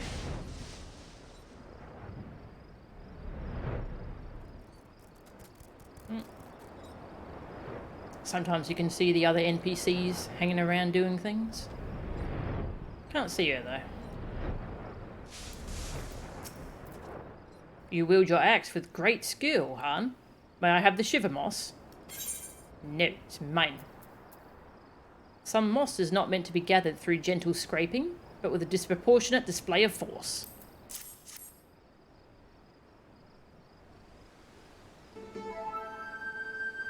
Very good. Now, before my daughter returns, there is one other matter which I must discuss with you. She is a woman grown, and as her father, I must think of her future, of marriage. Alas, she has shown no interest in any warriors of the Kerril. At first I thought none suited her, but then I began to wonder. Was her mind made up? Had she already chosen a suitor? Realizing this, I persuaded her to come with me to Eorzea. And now that we have met, I feel more certain than ever. Dorgono has fallen in love with a warrior of another land. Oh no, he thinks it's Broken Mountain, doesn't he? And I could not be happier for her. For who could disapprove of the champion who stood against the Chagan?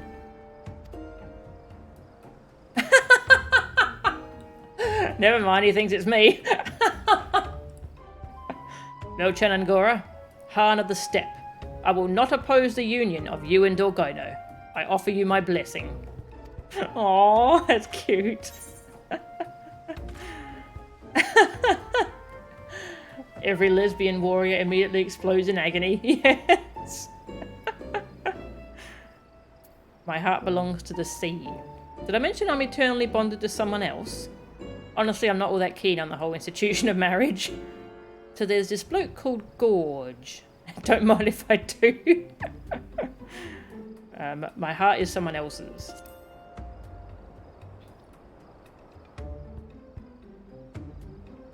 Hey, hey, who are you to decide such things for me?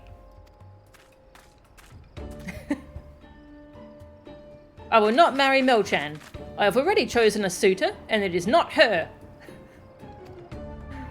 Oh, I see. I was so certain that... So, who is this other? We will not discuss this any further. We have the moss. Now let us go and prepare for the ritual. Amazing. Pray forgive me, Han. I spoke out of turn. Dorgono is right. We should attend to the ritual and restore Broken Mountain to the warrior he was.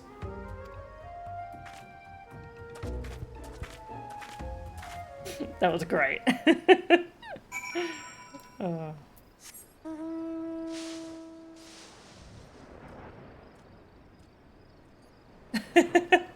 Catsworth was like, no, wait, let me, I'll do it.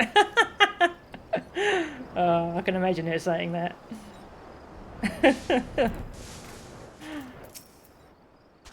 I'm so sorry he spoke to you like that. It is a bad habit of his, meddling in affairs that are not his concern. I know not what sort of ritual this is, do you? The traditions of the Carol are a complete and utter mystery to me. I have brewed an elixir using the moss. Drink it now. Very good. Your body is ready. You must now receive of the power of another great warrior. I can think of none more suitable than you, Han. We must awaken the Karash within him once more. I bid you summon the strength of Father Azim, and strike Broken Mountain with all your might. You bid her what now? All your might. Hold nothing back. Swing to kill. Anything less and he will be crippled worse, or die. Muster all your strength and attack Broken Mountain with a heavy swing. Do not hesitate, Han. Strike him down as you would your most hated enemy, else this treatment will end in failure. Do it, Melchan, do it! This seems like the exact opposite of what would benefit me. I love how scared he looks.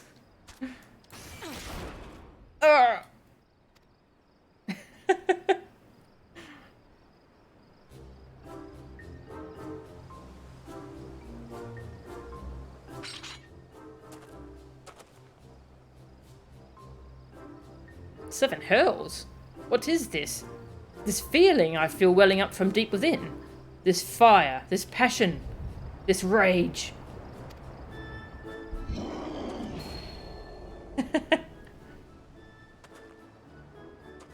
The beast stirs again. Its power is mine. It fills me with strength, yet I remain in control. Huzzah! The strength never left you, my friend. The injury was not one of the flesh, but of the heart. Trickery of the mind, a deception of the self. The elixir served only to steel your flesh and dull the pain, so you could stand fast against the Han's axe. You will not need it again, for the fear that held you hostage has fled. Hey, can we make more of these elixirs? You know, for raid progression? I see. It was in my head all this time. It's no secret that fear can cripple a man worse than any wound, but I never thought... Gods, what a fool I've been. Thank you so much for helping me to overcome my foolishness, love son. You've made me a warrior again.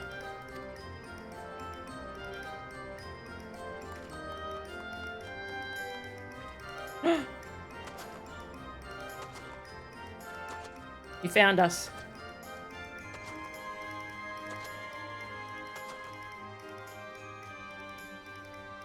Thank her, for a warrior of surpassing strength and power is indispensable for this ritual. No other could have served as well. Aye, for there is no greater warrior than Melchan.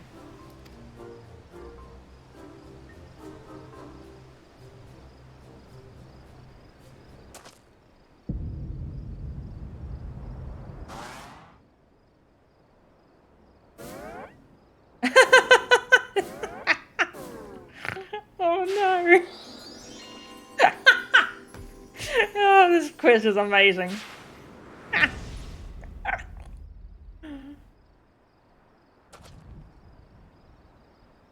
How could you, Melchan? You and Orgono, all this time. It all makes sense now. The letters, the silence. It was you.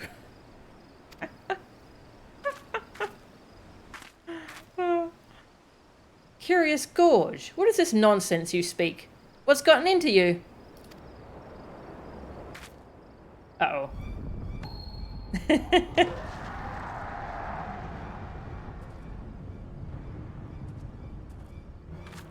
Oh no you don't, you stupid fool! Hey Highwing, welcome. You just missed some hilarious stuff. Thank you for the raid. Hey Highwing, Welcome, with that said. Media, Commander Keen, Gnosis. This raid is here to help you remember the good times. Nice. Just see what you were playing. Earthbound! Ooh. I've been wanting to play Earthbound. Nice. But yeah, thank you for the raid. We're doing some level 80 class quest epilogues. We're doing the warrior one at the moment. It's been hilarious. They keep having characters misunderstand my relationship with her, and they keep thinking we're a lesbian couple. It's pretty great. No, I haven't played Earthbound. It never came out here in Australia back in the day. Yeah, I do want to play it though.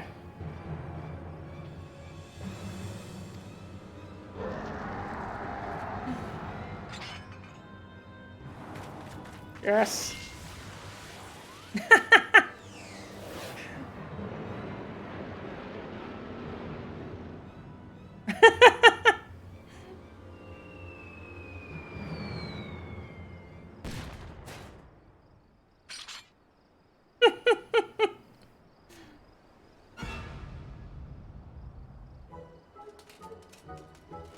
Curious Gorge is blasting off again. Yes. Hey, Trident. Yeah, I really want to check it out.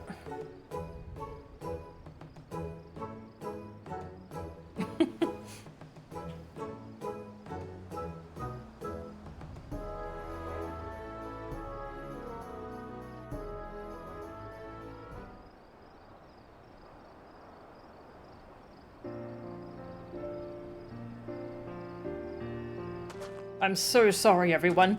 When I went to the docks to find a ship bound for the Far East, I ran into some marauders who told me Dorgono and her father had come. So overcome by joy, I began searching for them at once. But when I finally found you here, and saw how you looked on Melchan with such joy, all my earlier fears came rushing back, and the beast within me seized control. It had better not happen again. You're lucky I held back. Next time I won't.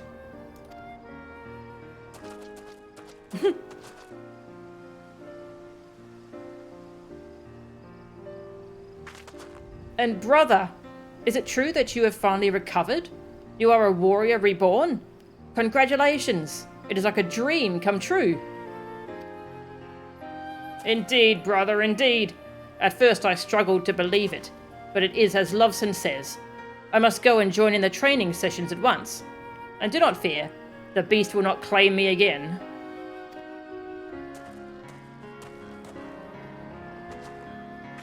I cannot thank you enough, Loveson. It has been longer than I can remember since my brother smiled so. You have given us such a gift. It is the least I could do after all you have done for my daughter. Thank you for your kindness and your hospitality. Our time is short, however, and we must be on our way.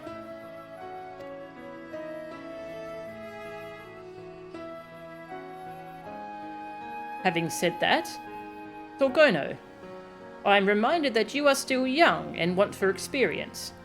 You are not yet a warrior fit to wed, and so I bid you continue to strengthen your body and mind here, in this land. It suits you, I think. Aww. Cute. No worries. Have a good night, Highwing. I'm glad you had fun with Earthbound. And thank you. Did you hear that? I can stay. We can even train together. I can show you all the techniques we Carol use to hone our skills. Aye, but first I must teach you my methods. You must come with me to Hidden Falls, right this instant.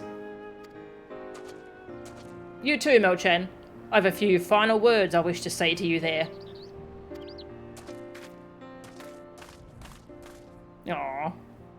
I'm glad they actually got together in the end. Cute.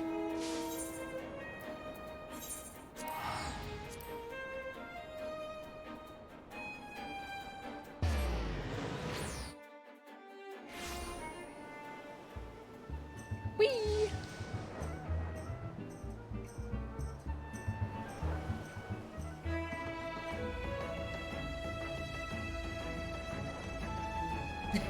Yes, this quest is great.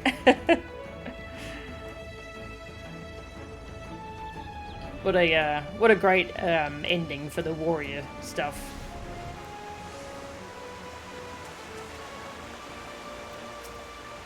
You're an inspiration, Melchan. An ideal I'll surpass one day yet.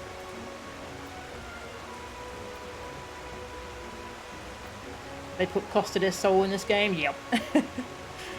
There's also the Gold Saucer, which is a whole awesome casino area. I trust you understand what all this means, my friend. Now that my brother has taken up the axe again, the competition for the title of Eorzea's greatest warrior will be that much more intense. Don't forget I'm in the running too, you know. So keep at it, warrior, for the time will come when we will challenge you again. Aww. They train together. So cute. I am the warrior. World Cleaver. Oh my god, that's an amazing title. World Cleaver. Training hard or hardly training, Melchan? Oh. Do not doubt that Dorgono and I are making great strides as warriors, and that the day will soon come when we can challenge your supremacy. How are you? Ever since my brother regained his strength, he has seized every opportunity to hone his skills on the front lines of battle. And when he is not in the field, he often trains with us here beneath the falls. I cannot tell you how much joy it brings me when he visits. 3 of the finest warriors in Eorzea, pitting their skills against one another, growing more powerful by the day. Aye, mark my words. The day is coming when you may face not 1, not 2, but 3 rivals for your title. What's a warrior? Don't think there's any new dialogue here, but I like to check. We've long since learned how to tame one's inner beast, haven't we? Have we, though?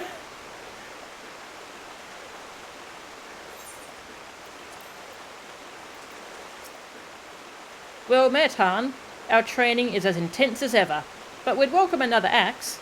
Care to join the fray? I wish you could actually join them for training. Where's the world? I cleaved it. Ah, that was very cute. I really like the warrior one. Oh, next is Dark Knight, which is probably going to be a big change in tone. Because the Dark Knight quests are very serious. But let's go do it.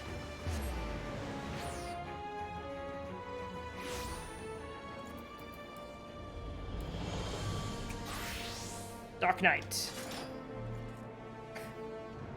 Estinyan Valen Meow, the Azure Dragoon.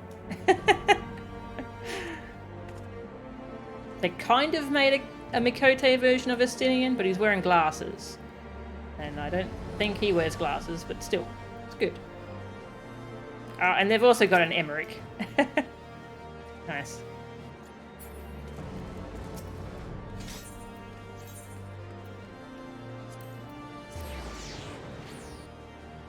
Dark Knight's Epilogue is so good. Yeah, I keep hearing it's one of the best ones.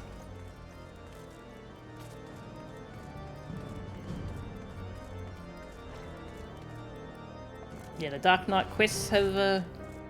they've really fleshed out our character as an actual character. With grief and fears and such.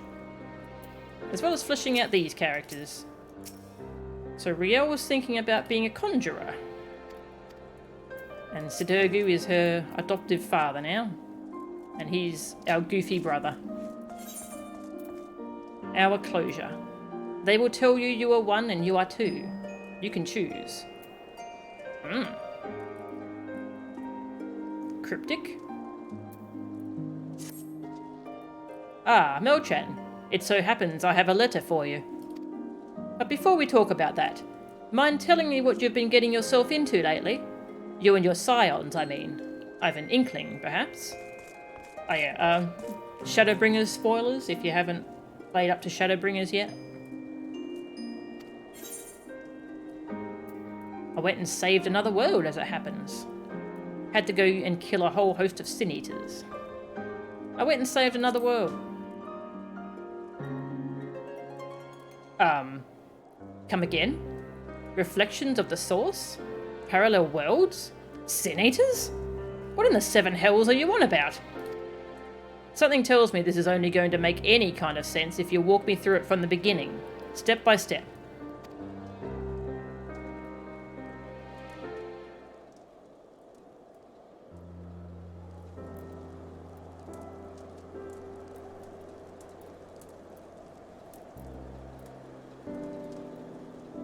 Right then. So, to sum up, you were swept up into yet another realm-shaking conflict, were you? Well, of course you were. You have an insatiable hunger for it, don't you? And even when you bite off more than you can chew, you refuse to let go.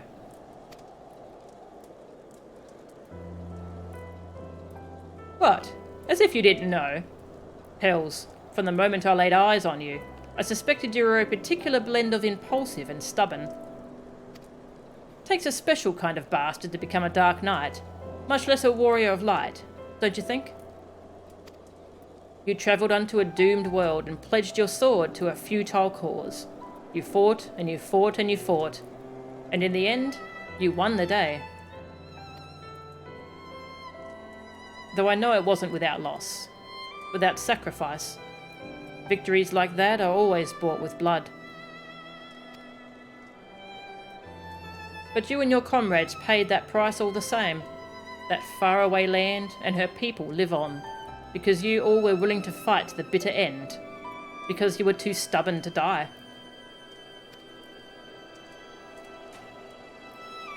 And because of love, I'm sure.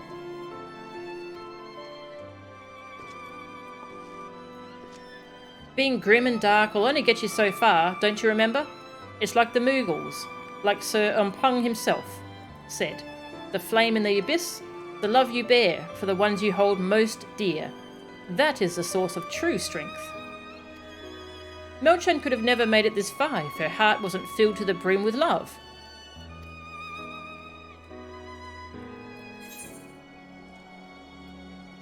Is this a roundabout way of asking me about my heart's desires? I'd sooner pose that question to Sid.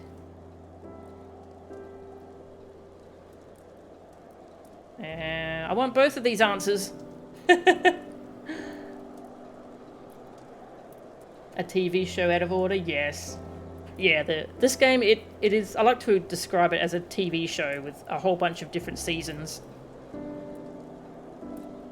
My heart's desires.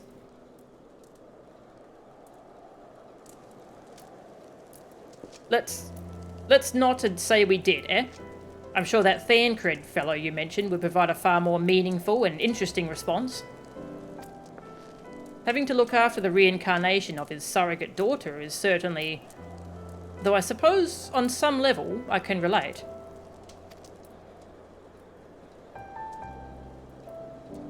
What? I've not once thought of you as my father. Well, no, I mean, we're not even the same race, so of course no one would ever look at us and assume. What? If you want to put a label on it, then what do you prefer? Master and discipline? Or disciple? Manservant and noblewoman? Sid... How about Chocobo's arse and whatever you damn well like? Gods, you can be daft sometimes. Aw. Hey. Hey! What did I tell you about calling me that? Children, am I right? Best we give her a moment to cool her head. For now, let's talk about that letter I mentioned earlier.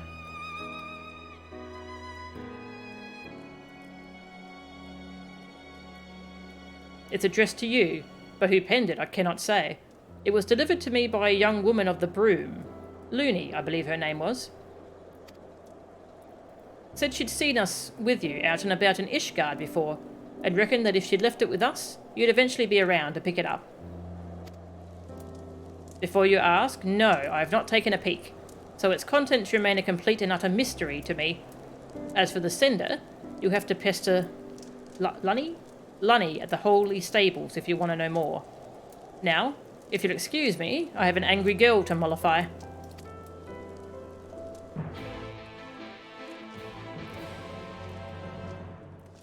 Brother. Interesting. Within the sealed envelope is a paper, which you unfold to find a message written in a strangely familiar scrawl. Melchan and Gura, you'll forgive me for the sudden correspondence and the secrecy. You helped me, in a way, once upon a time. It's past time I said as much, and so, here we are. Feels like a lifetime ago, come to think on it. You've been through quite a lot since then. Accomplished incredible things. I'd like to think that, in some way, I was a part of your journey. Far from the best, no doubt. But for me and my own journey, I think it's safe to say that you've been... well, there's no suitable words to describe it, really. I've done things. Made decisions. Looking back, I can't help but feel more than a little foolish. But such is life, and we have to seize what few opportunities we have for closure, even if it is through the written word and not face to face. So wherever you are, I hope you're happy. Still fighting, still adventuring, still doing what you love. Be well. I have no idea who that's from. The letter bears no signature or any obvious clues as to the author's identity. Perhaps Lunny can shed light on this mystery.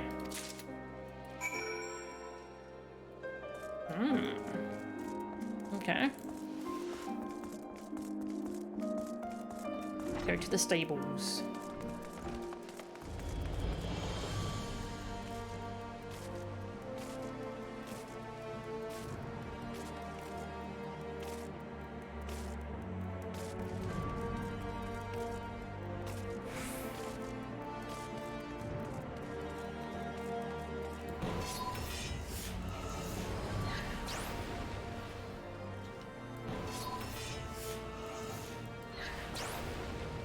I really like Dark Knight animations. They're nice.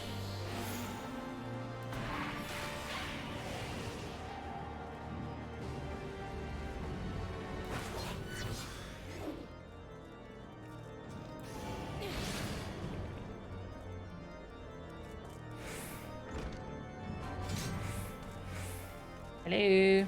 Ha. Lunny.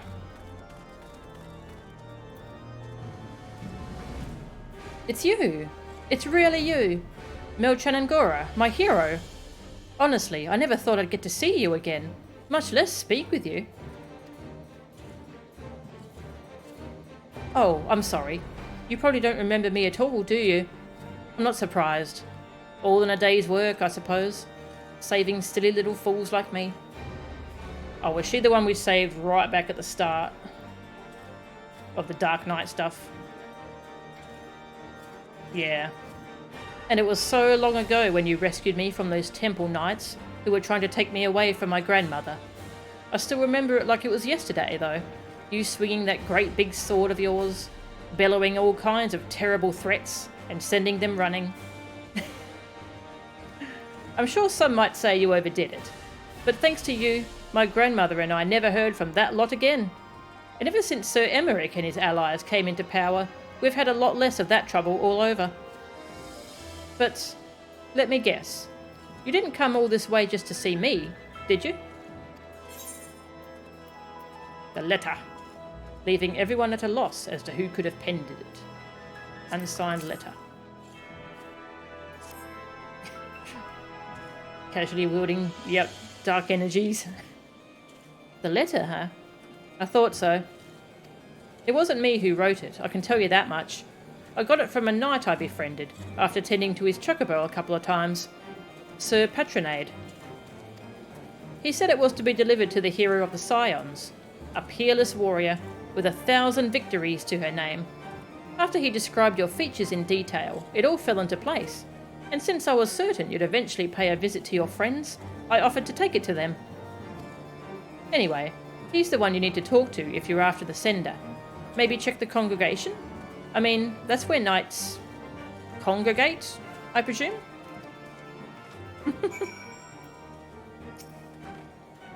Looking back, it's all such a blur. The way you stood up to them, the way you moved through them, blade twirling. At times, it was as if there were two of you. Two of me, as if.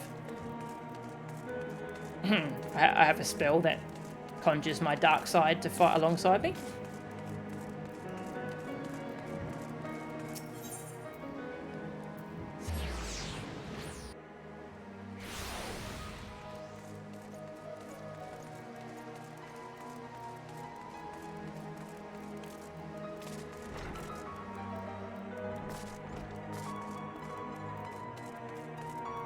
Lucia!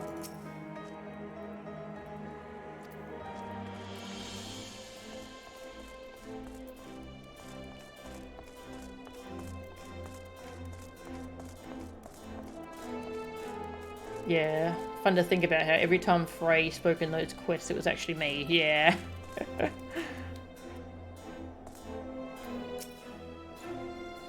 You, how may I be of service to you, Mistress Angura?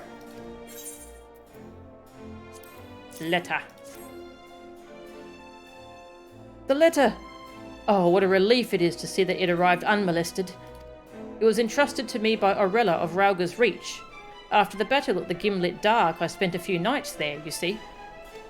I can only assume that whoever sent it to the Reach had heard tell of the battle between you and Lord Xenos, and how you had been brought to the Barber. However, by the time it arrived, you had long since been spirited away to Ishgard. Had Lunny not recognised you from my stories, I do not know how I might have seen it to your hand. If you seek the author, mayhap you should pay a visit to the Reach. I know only what I told you, but surely Orella could tell you more. May the Fury watch over and keep you, friend. To the Reach, jeez. We've gone pretty far. To tell you the truth, I had no choice but to remain at the Reach for so long.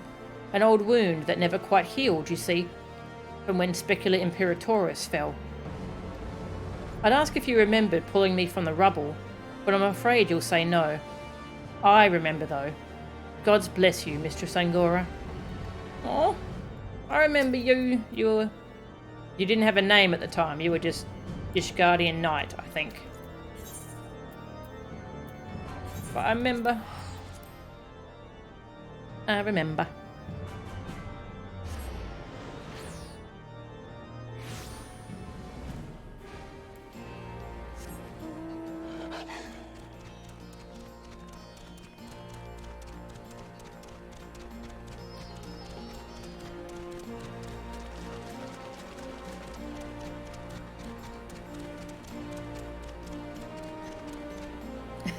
Weird that this letter keeps threading through these people whose lives you've touched. Kinda suspicious.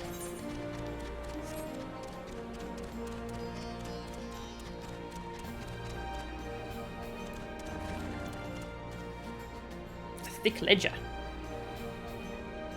The document appears to be a list of men and women who died fighting for the Alamegan resistance, and whose remains have been interred to the recompense, or in recompense. Among them, you recognise both Conrad Kemp and Mefred Noard. And Galleon. Dear Galleon. But of Hodart there is no mention. A pleasure to see you. Lost that long-haired boy of yours again.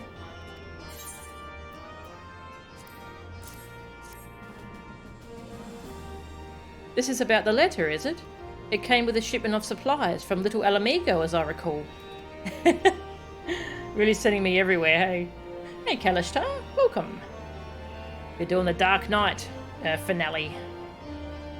I can only presume the sender was hoping that Commander Hex would see it to you personally, but I'm not surprised it escaped her notice, given the chaos at the Gimlet Dark and after. It found its way into my medical supplies, and as you well know, I decided to let that Ishgardian Knight take charge of its delivery. In any event, I advise you to continue your search in Little Alamigo, and if anyone there knows aught of the letter's author, it would be Gunderbold.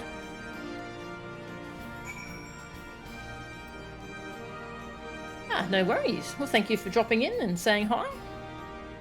Hope you have a good night. I've had to record so many names in the ledger of late. So many friends, dead and buried. All for a good cause, I know. But that doesn't make it any easier.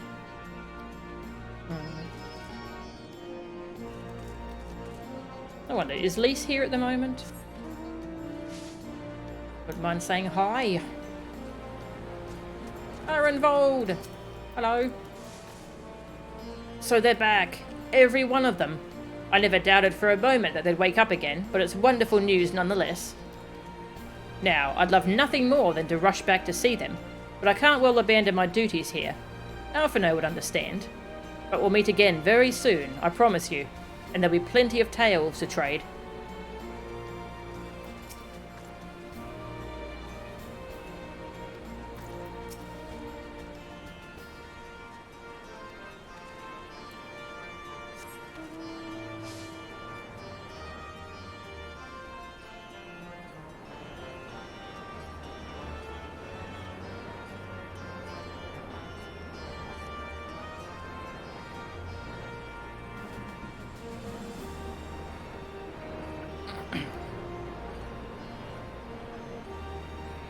No Lise. Hey, Minago.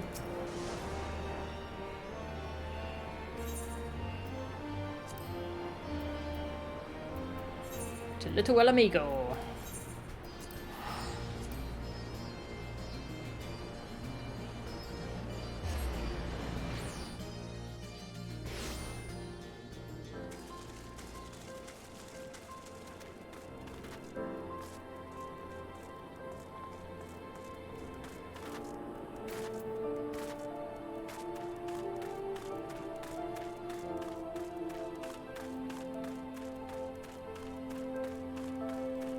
Hello. Well met, Melchan. I was not expecting a visit. What brings you to southern Thanalan this day? Letter. This letter, you say? And you seek the author? If you read it, then you know their heart, what you meant to them, how you changed their life for the better. It is a feeling I understand all too well, which is why I agreed to send this letter with the supplies for Rauga's Reach. Yet you never were one to let a mystery remain unsolved, were you? You seek answers, closure. I will not deny you this. At the Red Rooster Stead in Lower Lenosia, you will find a man named Godaherd. Speak with him. Perhaps then you will find a measure of peace.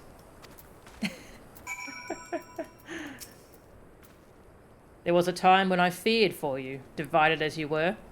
A woman at war against her friends and herself. But I can tell that you have since reconciled. That is well.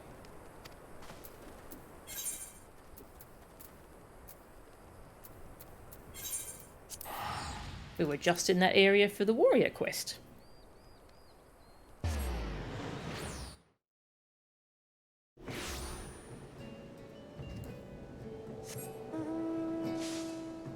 Nyom.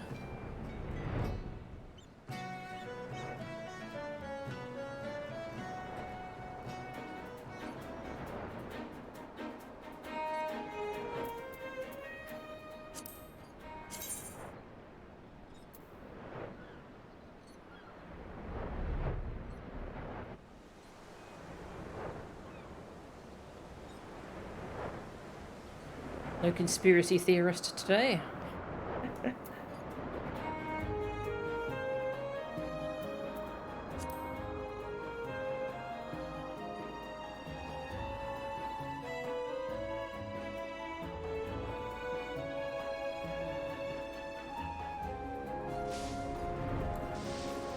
Hello.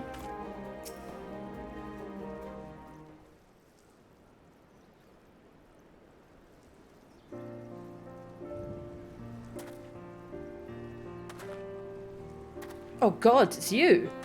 But why? Why are you here?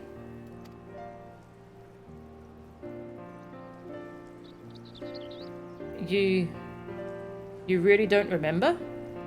Any of it? The Kikun bandits? A certain merchant who may have overstepped his bounds just a trifle? Ah, yeah, I remember you. You're the one we yelled at. You were a right bloody mess when you returned to the dry docks with my wares. And I do mean bloody. I say, is none of what I'm telling you ringing a bell? Really? Not even the part where I refused to thank you and demanded that you pay me restitution for the property you yourself returned to me? Well, seeing as I've already confessed it, I may as well reiterate. It was me. That was just the beginning of my bad luck, as it happens. A string of bad decisions left me in debt to some very unforgiving fellows, and before I knew it, they had taken damn near everything I owed. I was friendless, penniless, hopeless. And let me tell you, running afoul of the Warrior of Light had not done me any favours either. There was a time when I couldn't help but blame you for all my misfortune. And then, one day, when I was rummaging through my meagre possessions, I had an epiphany. I stumbled upon a package from that shipment you recovered for me, that ill-fated day. Flower bulbs, stained with Kikun blood, but viable for cultivation, still brimming with the potential to grow and thrive. Before I knew it, I was cradling the package to my breast, sobbing and moaning like a mad fool. For a fool is exactly what I had been. I had been offered a kindness without let or lien, and instead of thanking this generous hero, had spat in her face.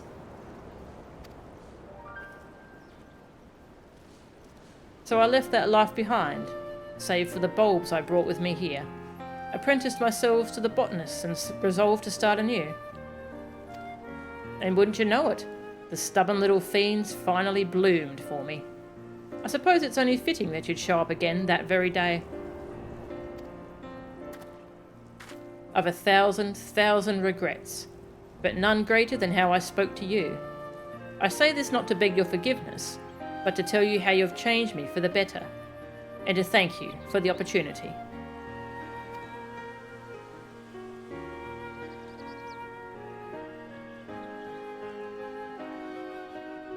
I do have one request, if you are amenable to it.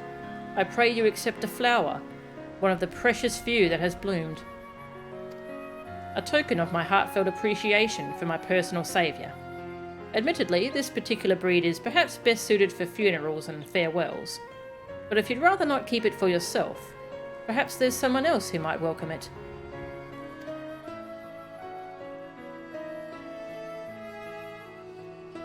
Aw, Frey.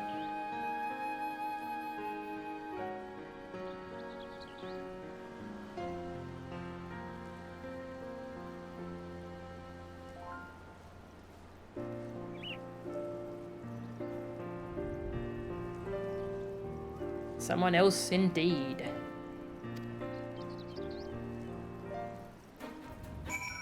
Aw.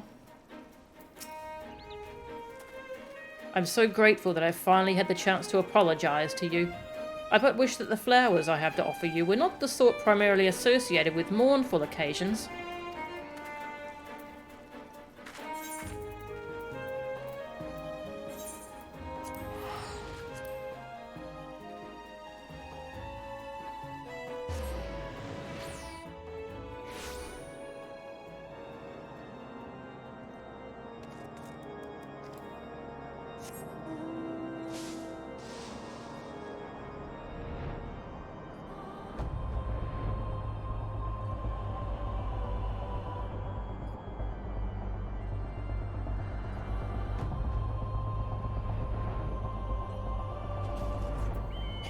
Someone doing a dancer quest. 1 second. Just checking a message.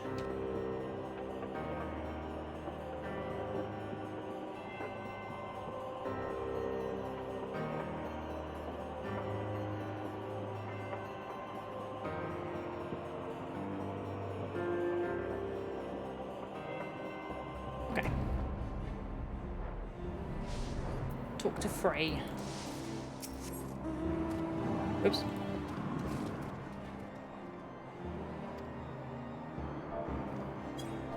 Frey! There is no response. Yet there can be no answer but this, can there? So let us wait for a time, you and I. In the cold, in the snow. In the dark.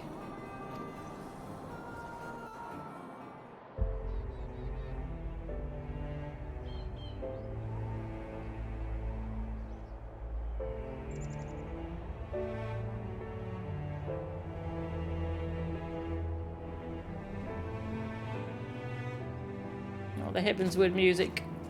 I'm gonna cry.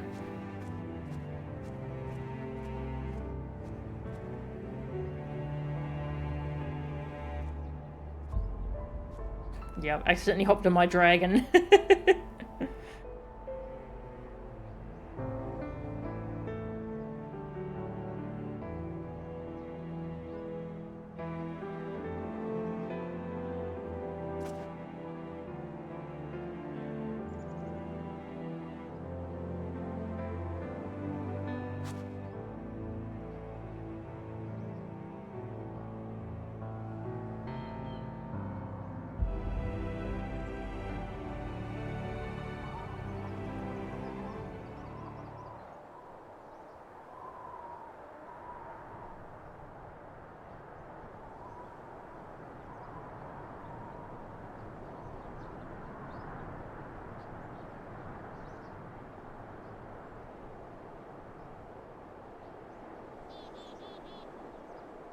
Clever, clever, clever.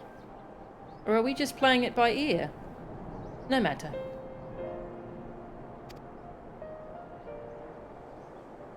I wanted this once. More than anything. A chance to speak and be heard. But neither of us needs it anymore. And if we were to look deep within ourselves, we would realize that we never did.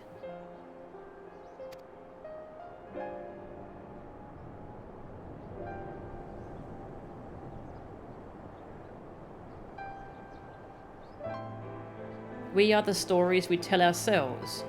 The brave hero, the tortured soul, the altruist, the pragmatist. They will tell you who they see, but you and you alone know who you are. For I speak only for myself. If you find comfort in my words, they are yours for the taking, but that is your choice, now and ever after, as it has always been.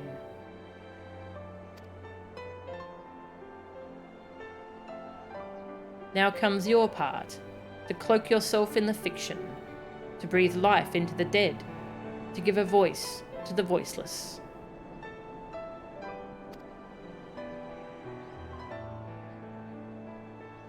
As we did together that day, when you gave us our answer.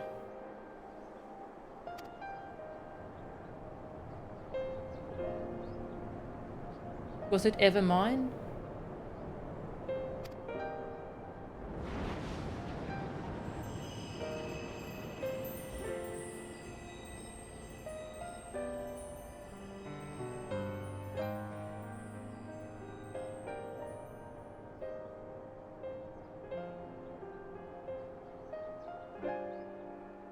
Yes, there is a lot of little jokes about a lot of self-awareness about our character being a silent protagonist and just kind of doing what everyone asked us to.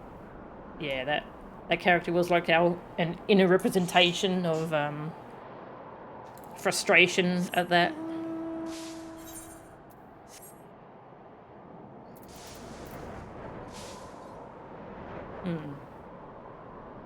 Pretty good questline overall. Really good. Say hi to your dark sides, take care of them. Make sure they have Netflix subscriptions.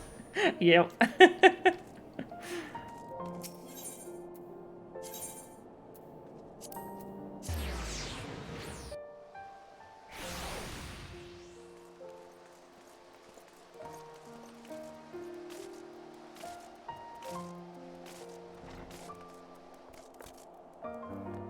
Aw. Hi, have you two made up? My apologies for storming off earlier. You'd think I would be more mature than that, after everything I've been through. Welcome back, No-chan. As you can see, Riel and I are getting along swimmingly, so you needn't worry about us in the slightest. Not one bit. So, what of that mysterious unsigned letter? Did your grand search for answers lead you anywhere interesting? An old acquaintance. Closure, perhaps? Closure. With my inner self. That's so? Well, glad to hear it, I suppose. Aww. A dark day's night. The boundless dark. That was sweet. How did my dark side manifest separately so as to write me a letter I had no idea about and wend its way through yeah. I'll stop calling Sid a chocobo's ass when he stops thinking of me as a stupid little girl. Gods, you'd think after everything we've been through he'd give me a little more credit. It's because I'm so bloody short. I'm due for a growth spurt, but I don't know if I'll ever be as tall as he is. Yeah, male aura are very tall. Saved any more parallel worlds lately? I jest. Still, you can't blame a man for viewing such incredible claims with a measure of skepticism, can you? How are you and Riel? It would seem that the Countess's crusade died with her. No one has sought us out since that day. Even so, I do not expect these peaceful days to last. So long as there are those who prey on the weak and the helpless, there will ever be a need for knights such as we. But I worry for Riel. I cannot abandon her, yet I would not have her be a party to what will come.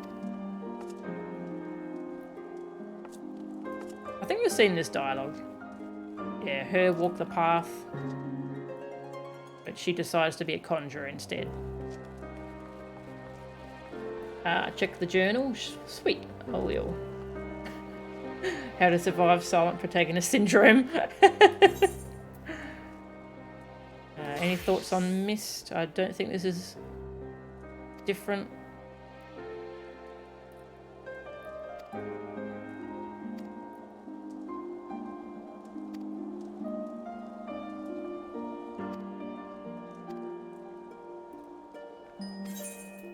Tell me again about Frey.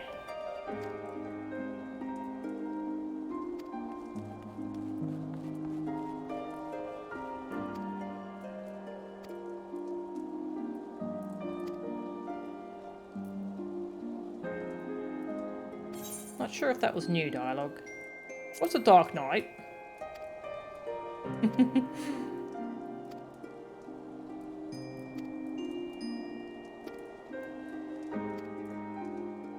I've seen this dialogue. I thought I once understood this power, but then I met a band of singing Moogles and wouldn't say I'm conflicted.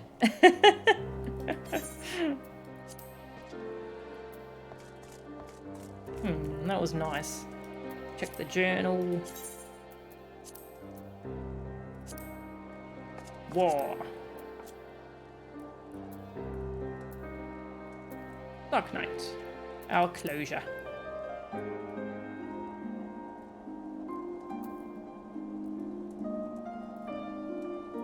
But if you're reading this, then you know how the story goes, don't you?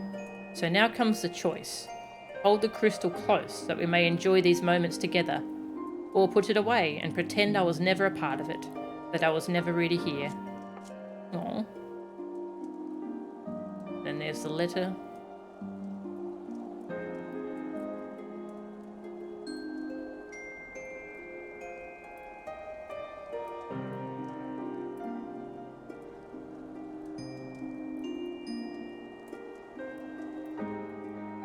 She didn't know, of course. How could she?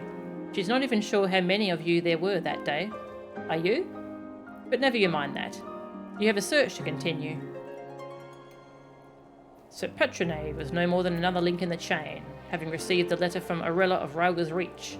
He, like you, had been injured at the Gimlet Dark, and so he spent some nights there convalescing in her care. If further answers are to be found, it will be at the barber.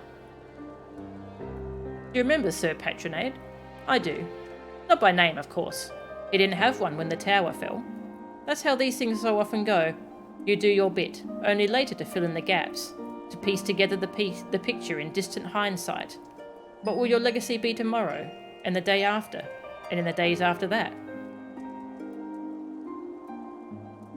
Yeah, every second paragraph is Frey.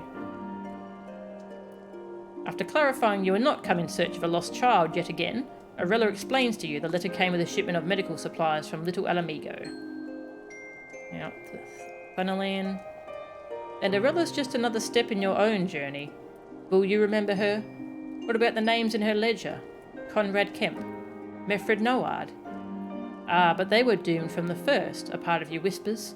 Inevitable deaths on the road to a foregone conclusion, saith the hardened heart. In retrospect. You'd be wrong, of course. It never had to be this way. This world is exactly as we choose to make it. Gunderbold regards you thoughtfully and states that the letter speaks for itself, which is why he agreed to send it on the author's behalf. If you are unwilling to let it lie, you still seek answers and closure he will not deny you. Now, Gunderbold, he's seen you at your best and at your worst. He's seen you when you were 1 and when you were 2. He could tell you someone else wrote the letter, if that's what you'd like to believe. It'd be a turn, sure, but we've seen stranger things. Or he could continue to regard you with that same mixture of concern and fear that bubbles to the surface when the topic of us comes up, and say nothing of the sort. And you could go to Red Rooster Stead, with the answer of your choosing. See if it's all to your satisfaction. The man at the Red Rooster Stead turns out to be yet another figure from your past, a former merchant. Another nameless face, now named, then conniving, now humbled. As well he should be, no. I gave him a right talking to. Or you did. Your choice. And after a string of bad luck, he's since turned over a new leaf, and found a flower, suitable for funerals and farewells. I told you before you know how the story goes, didn't I? Come and see, Melchan. Come and see. You say a few words and offer a flower in memory of a memory. Now go, and don't look back. It's been a long, strange journey, filled with all kinds of ups and downs. Your journey, to be sure, but like I wrote before, I like to pretend I was an important part of it. Vanity, aye, but how can I not think of legacy, now, when we've been to the first, and witnessed firsthand the lengths to which man will go to be remembered? I want to believe, I need to believe that this was not for nothing, that I changed you for the better, as you changed me. Tadurgu is waiting for you with Riel in the Forgotten Night when you return. He asks you what you found, what it was all for, and you reply, time to go. I don't know when we'll do this again, if we'll ever do this again. The little trick you've learned doesn't count, you know. But even if this is our end, it won't change what we had. I love you more than you'll ever know. Be well. Aww. That was beautiful.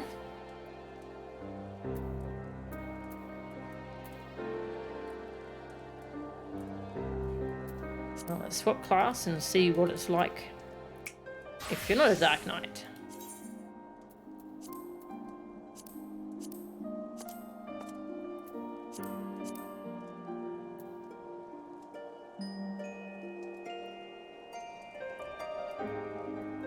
Yeah, so it doesn't have all the second paragraphs from Frey. And that's really cool. Really cool trick from the developers.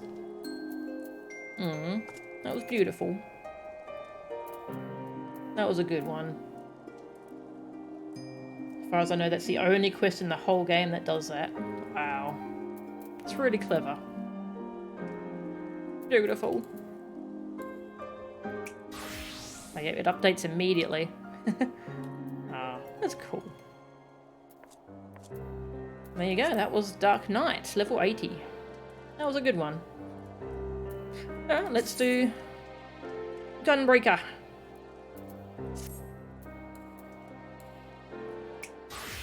Gunbreaker. Hi. I'm a Gunbreaker now.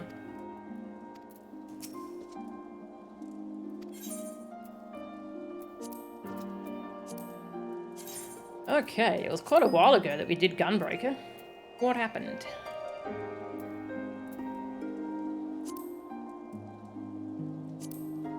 Yeah, it was all about Radovan and Sophie.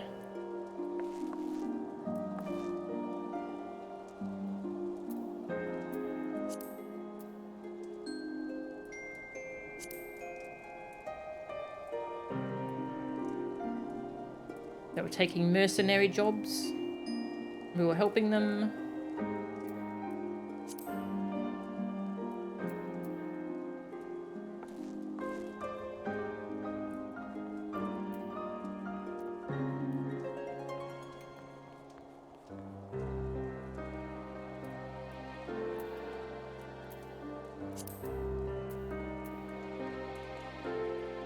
Yeah, Radovan, I think, was captured by the Empire for quite a while and tortured.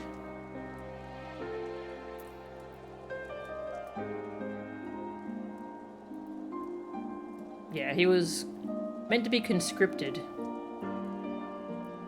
and he refused. Yeah, we had to deal with Vitus Quo Messala.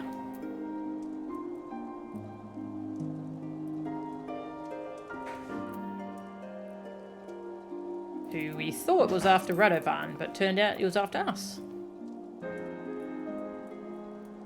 I think? Yeah. Oh, that's over in Mordona.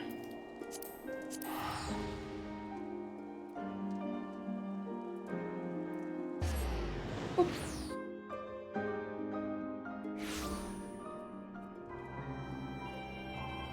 Hello.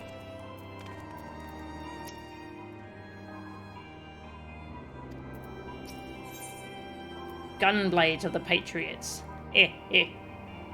Radovan and Sophie are settling into Revenant's Toll, yet still yearn for adventure. Ah, Melchan, it's good to see you again. Since we last met, I've been introduced to a fair few adventurers who hope to learn the art of the Gunbreaker. Though having taught you, my expectations are perhaps a little too high. Radovan's been so preoccupied, he's hardly taken on any other jobs, leaving me with plenty of time on my hands.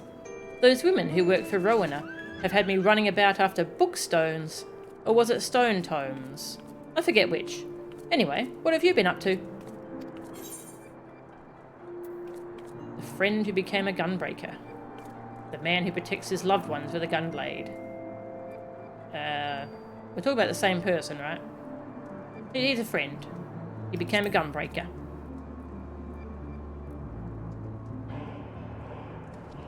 A weapon to surpass gunblade. Left dark behind, going into Endwalker. I like to think in some form Frey still helps you fight as a Reaper. Yeah, that would be cool. How could that be? Learned it while in Imperial territory, eh? But that doesn't change the fact that I'm the only gunbreaker to have escaped the destruction of Bosnia Citadel. And if I didn't train him, who did? That's it. One of the others must still be out there. Now that you mention it, an adventurer from Gudania told me they saw a man in the Karlan canopy, carrying a weapon a lot like your gunblade. A Hrothgar, too. I thought they were talking about you, so I didn't pay much attention. But you haven't been back there since we moved to Revenant's Toll. I wonder who it could be. Sophie, why don't you say something sooner? If it truly is one of my fellow gunbreakers, I have to find them. We should probably go with him. Even if there is another gunblade-wielding Hrothgar, it doesn't necessarily mean they'll be pleased to see Radovan. Perhaps Master Mio knows something about it. Metal gunblade.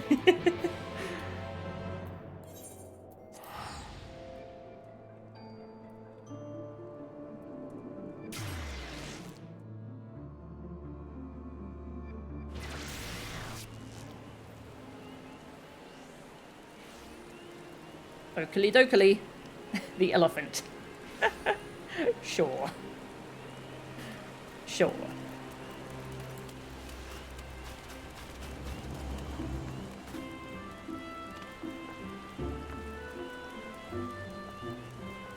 Hello.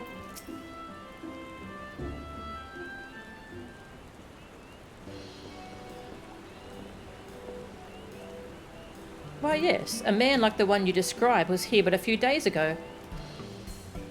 And you're sure he had a gunblade like mine? Identical, I would say. But more importantly, he was looking for you, Radovan. As I was in the midst of explaining the assignment I gave you, he suddenly ran off in search of your former client. He was gone before I had a chance to ask his name. Who could he be? And what does he want? Oh, look, it's my favourite bodyguards. Oh, hi. Oh, what a surprise. I was hoping we'd never... I thought we'd never see you again. Since last we met, my sweet Marigold has returned to thrilling audiences with her uplifting performances. As a matter of fact, we have come here to drink to her continued success. Then your timing and choice of venue are impeccable, for we have need of your help. Do you by any chance remember a Hrothgar man who was looking for Radovan? He may have asked you about the assignment to guard Editha. Yes, I know of whom you speak. We had heard that Radovan was last seen making a beeline for Uldar, and we told him as much. He won't stay for long when he realises I'm no longer there. I'd best find him before he moves on. If he follows a similar line of questioning, it will lead him to our former client. Since Auriel is most likely still undergoing treatment, he'll probably end up talking to Gerard instead. I must say, he was a rather fearsome-looking chap. Not the sort of person you want chasing you. Make sure he doesn't kill you or anything.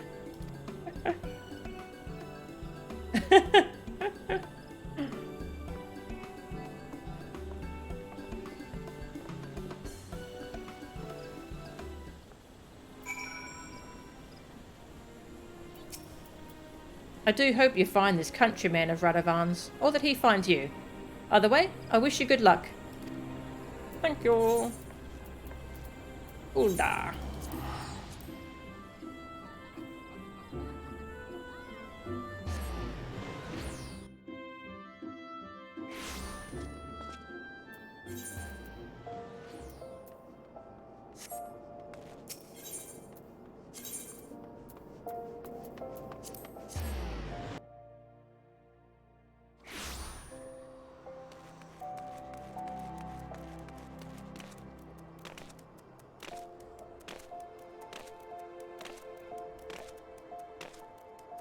Blade to surpass gun.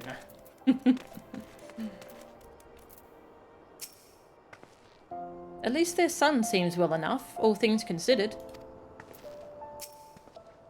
Do you think we got here in time?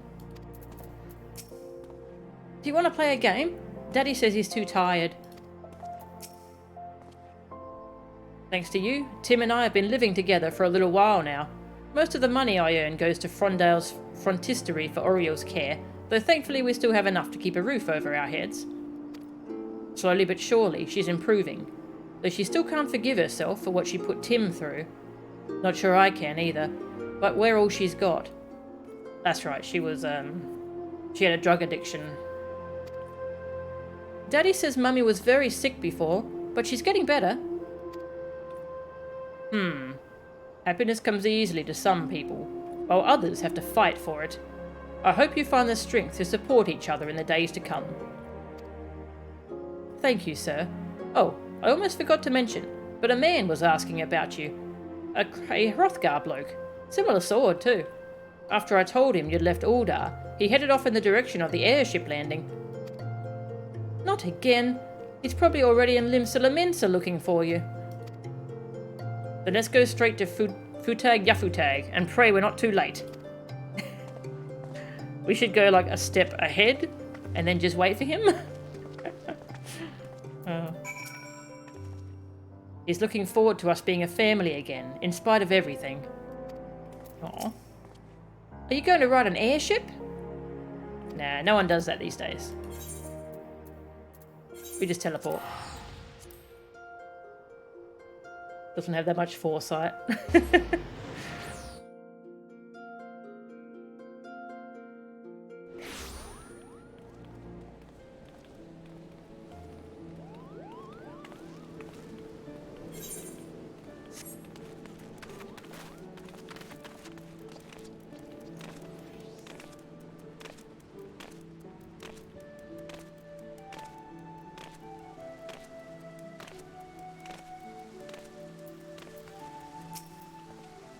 I have a feeling he's still a step or two ahead of us.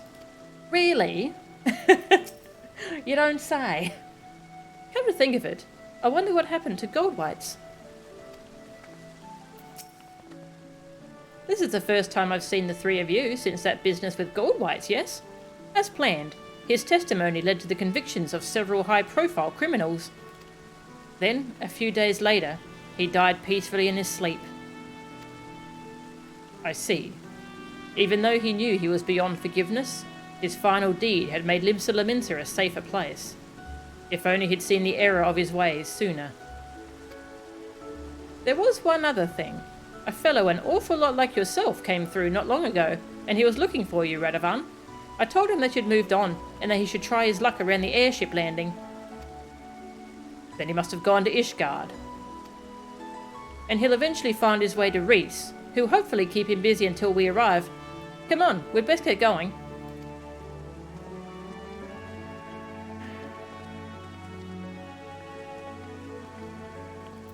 I think we should just go wait in Revenant's Toll. I could have sworn that when they carried Goldwhites' body away, he had a smile on his face. Aww.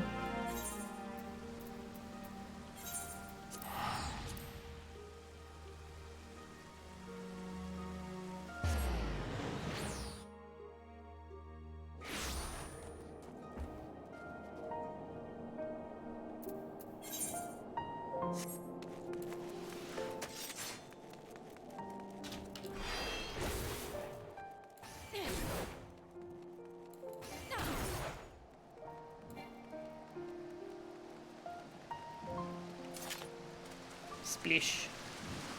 Just run through the fountain.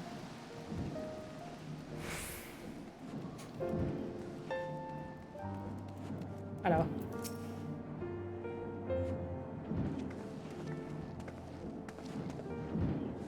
Ah, there you are.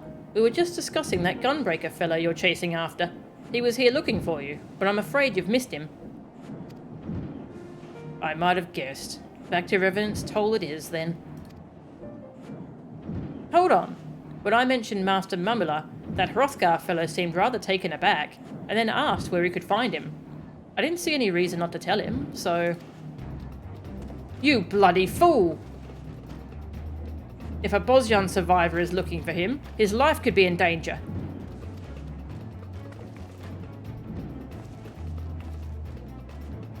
By the Fury! What have I done? Where is Mumula? He went to inspect the exterior walls of Camp Dragonhead, so he's probably at Providence Point.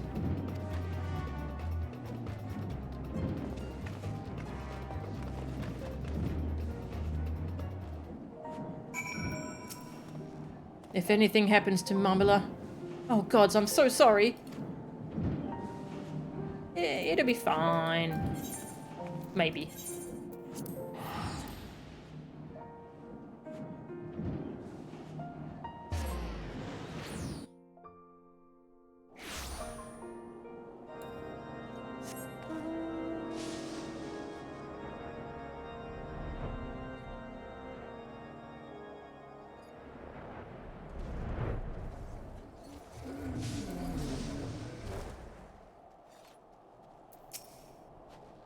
Where could he be? Voices up ahead. With me, Melchan.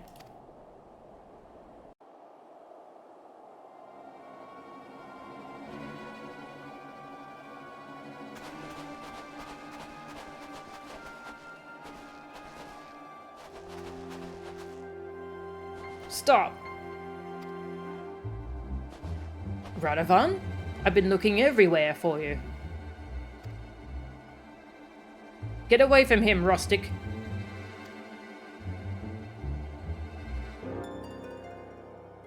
Please, calm yourself, Radovan. He means me no harm. Like you, I have chosen to put the past behind me. In fact, I came here to ask for Mamela's aid in rebuilding Bosnia Citadel.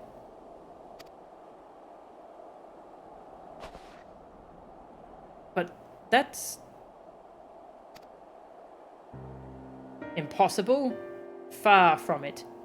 You see, we were not the only ones to escape the destruction of our home. Those who were away on missions or visiting other settlements were spared. Then there's a chance that... Listen, Radovan. Your family is gone, lost in the blast. The monarchy too. And yet, our clan lives on. I will seek out survivors, so that we may build a home together. And if we cannot return to where Bosnia once stood, we shall find a new land to call our own. Nothing will ever right the wrongs I have committed. Even so, I shall do everything in my power to make Rustic's dream a reality. Radovan, will you join us?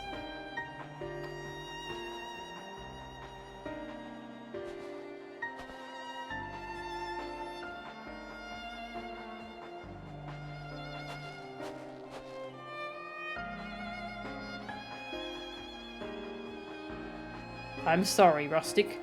I have already lost one family, and I do not wish to lose another. Though we are not joined by blood, and are as different as night and day, we have each other.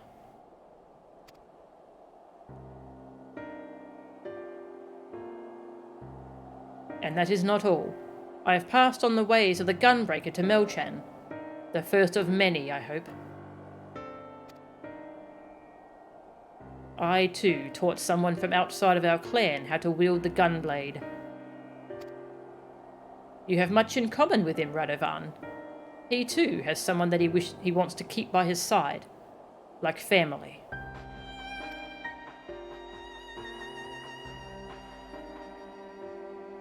If you meet any other Bosnians, tell them that I would welcome their help. Perhaps one day our paths will cross again. Look after each other. Wait, so did he teach Thancred before Thancred got whisked away to the first? Thank you, Rustic. Fare thee well.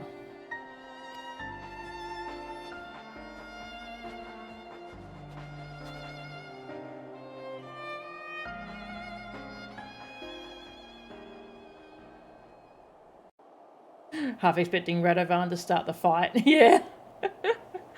Just start fighting immediately. Ah, I see. So he learnt how to be a gunbreaker even before Shadowbringers started. Cool. So much for being a gunblade wielding murderer. He seemed quite nice, actually. Yes, I'm glad to have been proven wrong on this occasion.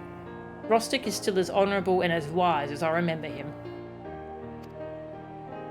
Nonetheless, I appreciate your coming to my aid, and I must admit, I feared the worst when he appeared out of nowhere, though he soon made his intentions clear. I never expected such kindness from not one, but two men who have every reason to want me dead. I'm grateful to you both for allowing me to work for the greater good. Speaking of which, I must fulfill my obligations to the Ishgardians. Until we meet again.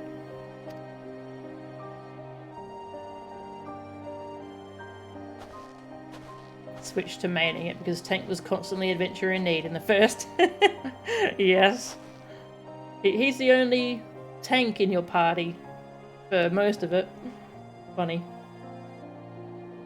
Now that's over, we should return to Revenant's Toll and try to earn back the money we spent on airship tickets.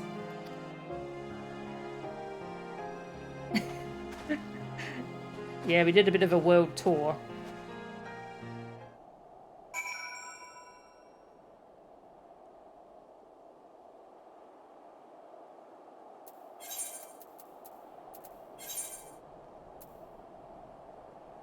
Yeah, only just got an alternative that can tank. I've been using him quite a bit. Nice to have choices.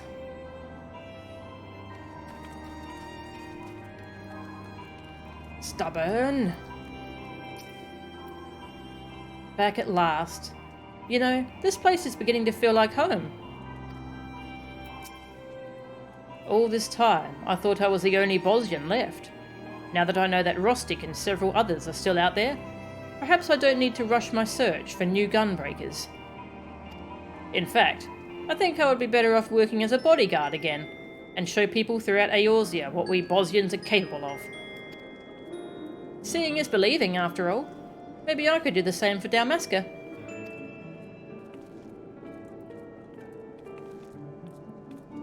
Oh, did I not tell you? I'm originally from Rabanasta, the capital. I did not know that. The city itself was destroyed, deliberately I might add, by the Garleans after the failed rebellion, but our traditions live on, and I think I'd make quite a good ambassador for my people. If everything goes according to plan, we'll be travelling to the far corners of the realm and meeting all sorts of people, though we'll still use Revenant's Toll as a place to hang our hats, as I believe the saying goes. Hats. Neither of these two races can wear hats. Of course, with as gifted a successor as you, I'll have to keep training so I won't be outdone. Or maybe you'll be the one teaching me next time. That was a deliberate joke about hats, wasn't it? Yeah, you can play as both of these races, but they can't wear hats.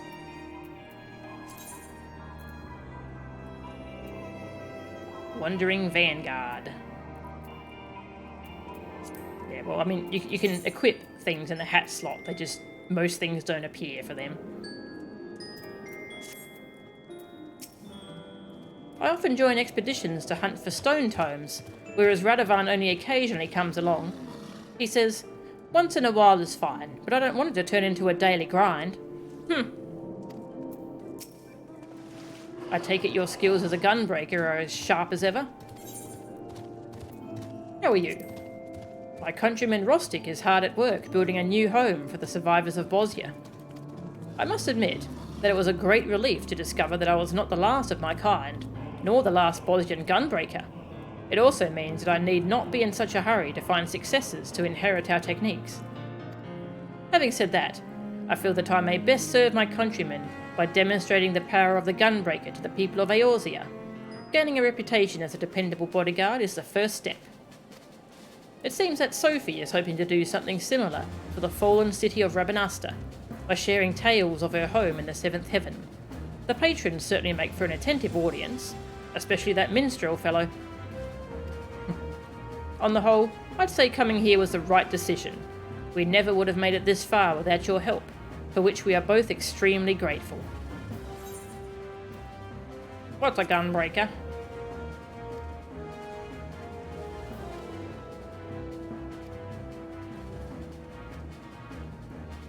Nothing new there.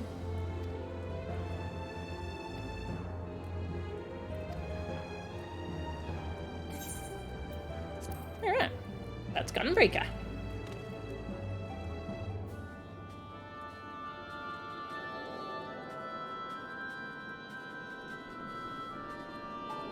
Yeah, there's a lot of FF12 references in the there's a whole raid series.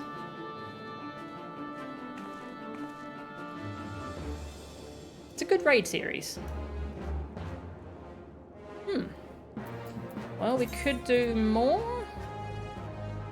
Can't do Paladin yet, but we've done all the other tanks. Or I could finish up for the night, actually. Hang on.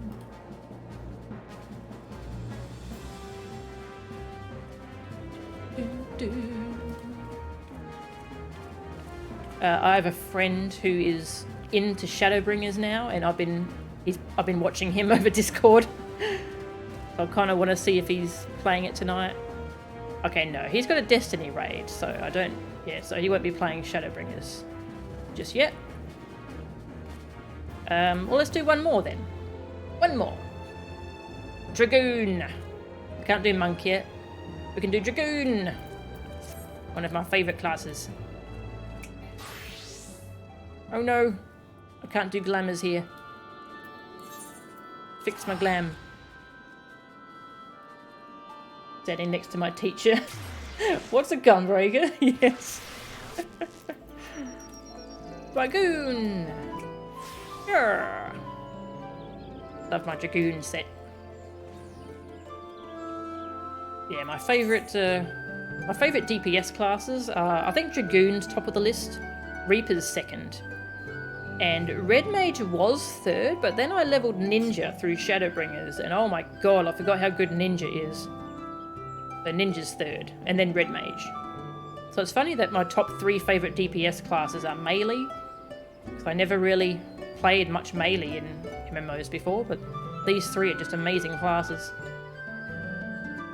Favourite class is still White Mage. Favourite overall, healer. Alright, Dragoon is over. In Kurthus. So last time we helped out a cute little baby dragon. He was seeking out his mother, I think? Yeah, his mother was part of Nidhogg's horde, and so she fled to the east to try to escape Nidhogg's call to war, so that she wouldn't get dragged into the war, because she didn't want to fight humans. So she's a surviving member of Nidhogg's brood. And we worked with the Stinian to help her break free of Nidhogg's lingering control. So we have a little cute little dragon friend.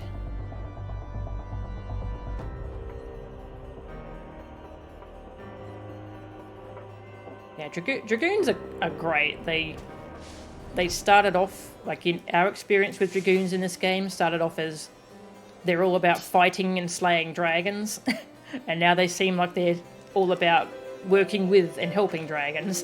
It's great. Hello. Gone but not forgiven. Oh, Nidhogg. Alberic is keen to hear of your adventures. Actually, hang on, do you have any dialogue if I'm a different class? Small talk.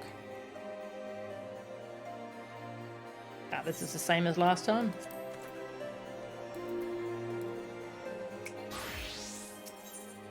Gone but not forgiven. Alberic is keen to hear of your adventures.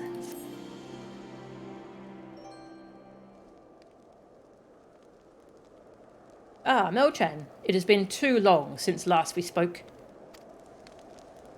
Yeah, this guy's an ex-Dragoon who taught us how to be a Dragoon. Your visits are far more frequent than those of another former student of mine, however. It would seem he still prefers to keep his own company. Stinian. The same could be said of Hustian, who has made quite the name of herself as a hunter in Dravania, according to Orn Kai. Ah, what fortunate timing. Speak of the dragon, and he shall appear. Oh, yeah, okay. I thought I heard footsteps. I was like, wait, have you grown? Dragon friend. Not the only game to ever do an End a Thousand Year War storyline, but yeah, Heavensward did a fantastic job with it. Greetings. Would I be correct in guessing you have returned fresh from one of your adventures?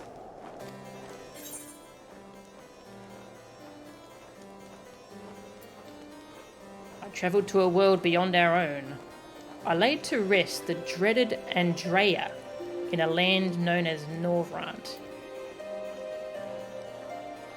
Yeah, Andrea was the melee DPS one.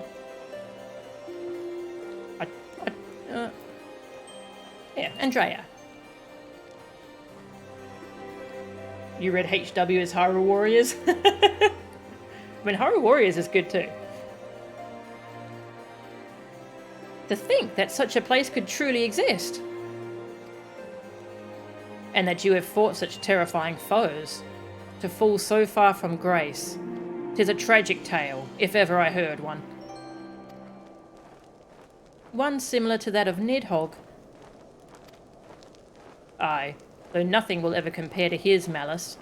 Even death could not quell his thirst for vengeance. At least Andrea was not nearly so consumed by hate.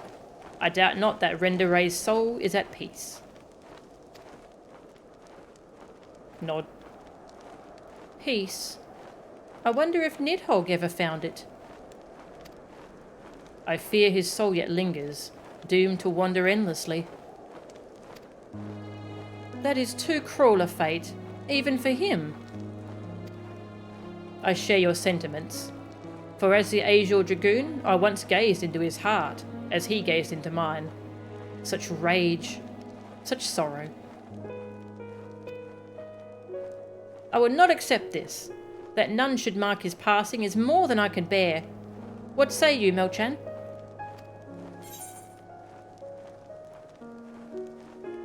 Perhaps we could honour who he once was, if not what he became. I too was an Azure Dragoon. Alberic speaks true. Yeah, maybe we could honour who he once was.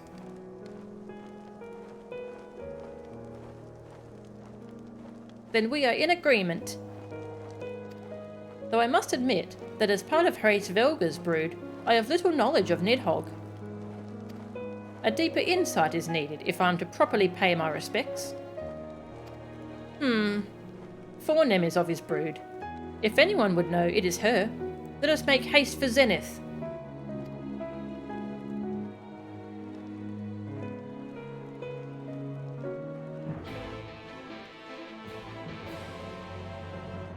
You're playing Age of Calamity? Nice. I haven't played Age of Calamity yet. I still have to finish Breath of the Wild. And then I'll play Age of Calamity. For better or worse, I am who I am because of Nidhogg. While others rejoiced at his death, I cannot deny that a part of myself died that day. Aww.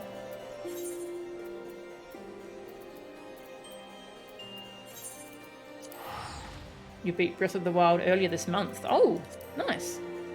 What a coincidence. Yeah, I was partway through a Breath of the Wild playthrough, like my first playthrough of it, when I started playing this game. And this game kind of became all-consuming. But I'm not too far away now from finishing up with FF14. We're doing some last loose ends, and then we'll finish the Shadowbringers post-game story, which will probably take 2 or 3 streams. And then it's time for Endwalker. And then after that, I want to do Metroid Dread and then get back into Breath of the Wild.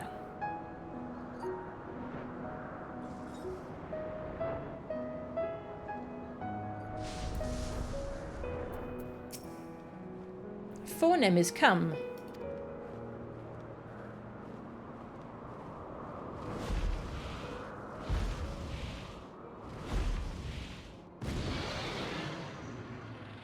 Dragon. Hello. Welcome, noble Dragoon. Ornkai has explained all. Pray tell, what was Nidhogg to you? A relentless adversary. The wellspring of my strength.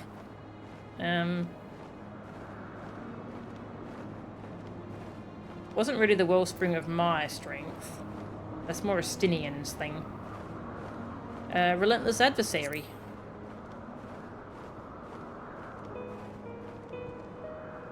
And much more.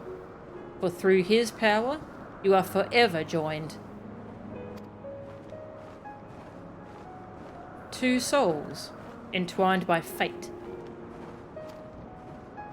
Though you have faced Nidhogg's wrath and sensed his pain, you cannot know him as we dragons once did. We would fain hear his tale. Nidhogg was without equal, even among our kind.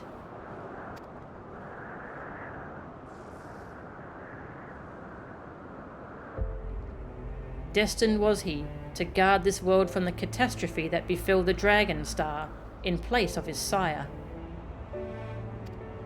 He valued strength above all else, and considered the affairs of mortals beneath his notice.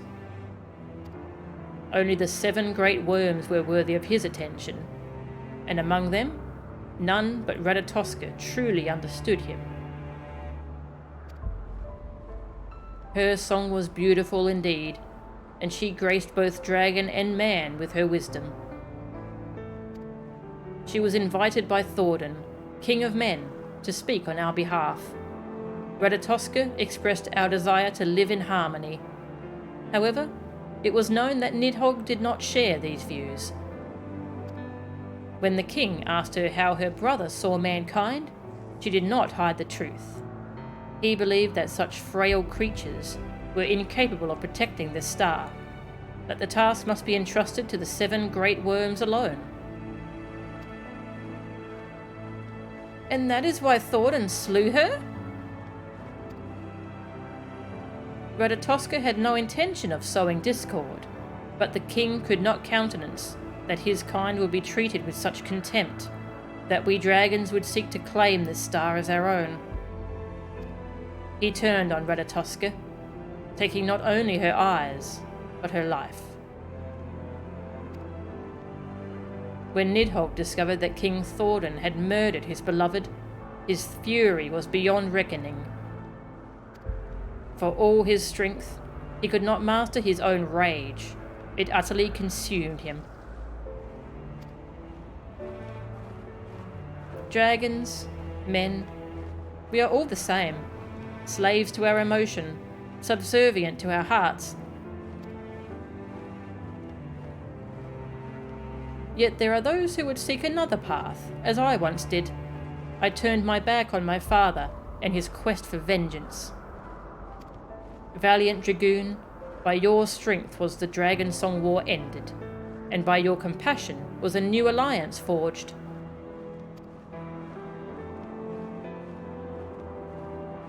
Melchan and I are living proof that we can live side by side. We shall speak the message of peace to man and dragon alike, and when we are gone, our descendants will do the same. Tell them of Nidhogg, his strength, his weakness, his love, his hate. Tell them the truth.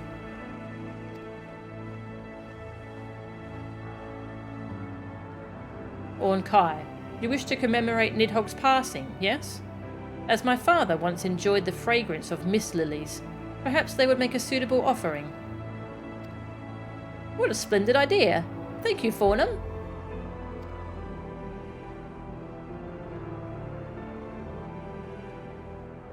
Yeah, the Thordans did not seem particularly honest. Yeah.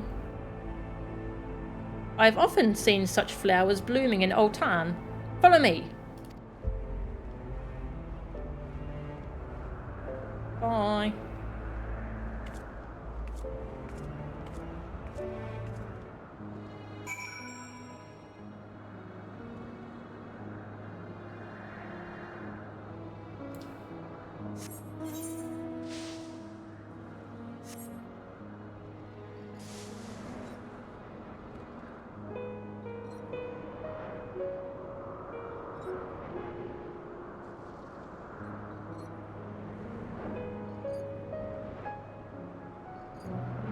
God, all the Heavenswood area music. It wasn't that long ago I played Heavenswood, but it still fills me with nostalgia for some reason. It was like mid last year that I did Heavenswood.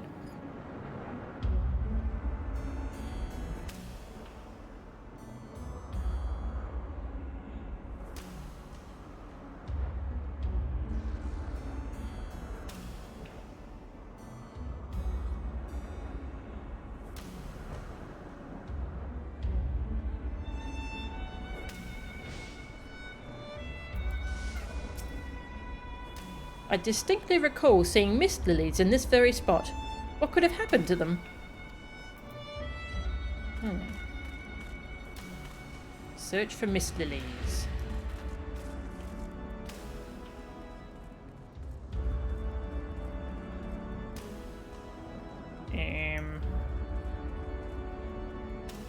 Oh, sneaky.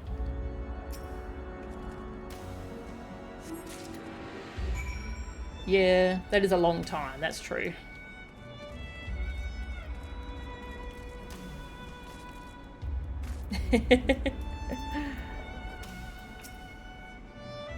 So there were Miss Lilies here after all.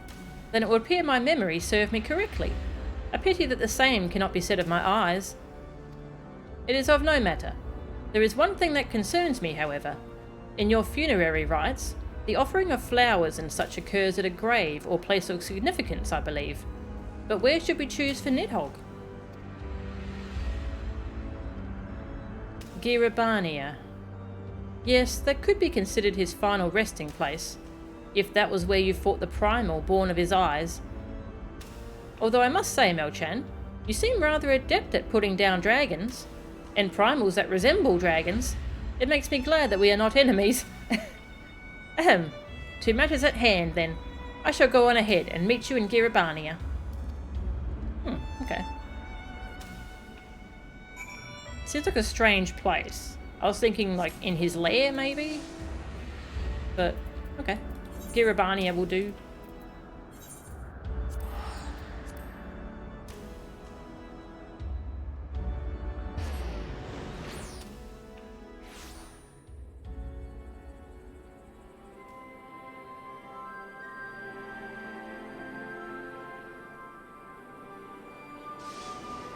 Yeah, the way this game and its story are done, you have to play through an expansion and get to the end of its story before you can start the next one. So it's all very, yeah, people describe it as you're basically playing 5 RPGs back to back.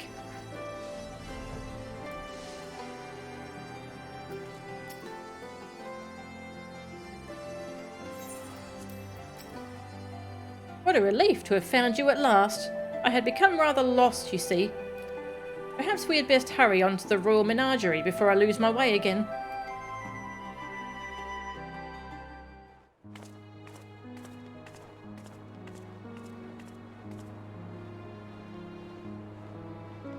Nidhogg, we are come to honour your memory. Though now that we are here, I am at a loss for words. Melchan, is there anything you wish to say?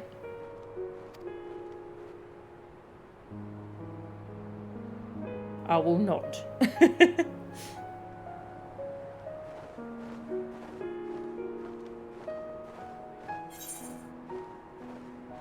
You will be remembered. Your legacy will live on in the songs of your people. Yeah, songs of your people. The dragons are very much about songs.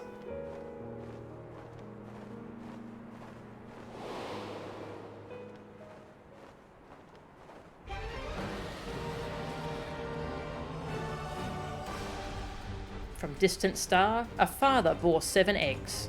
Great worms rose forth, powerful and wise. On blackened wings, one soared on high with a roar that set the world a-tremble.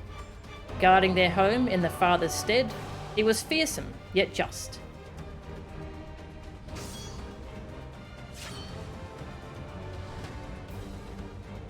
Man, wicked and vain, betrayed the worm and his kin, slaying his beloved and plucking out his eyes. Thenceforth, he lived only for vengeance, his wrath irrepressible. 1,000 years hence, 2 champions of mankind were granted great strength by the stolen eyes. Destined were they to face the worm, who had risen once more to wage war on his sworn enemy. At the end of their struggle, the wayward sun fell silent.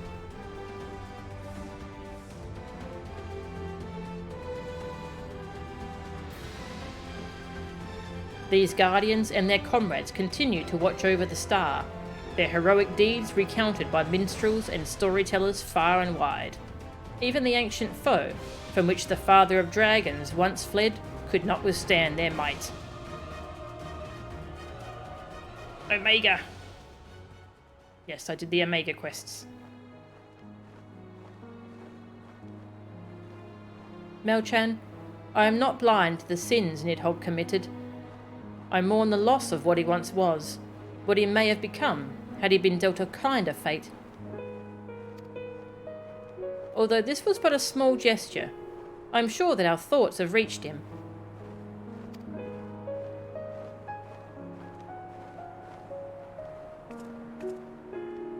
I have much to ponder on the return journey, and I expect that Alberic will wish to hear what we have learned from Fornham. Perhaps you could visit him in Curthis.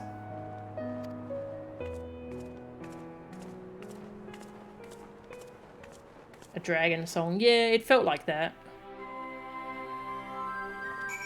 Like it was how they would regale his tale.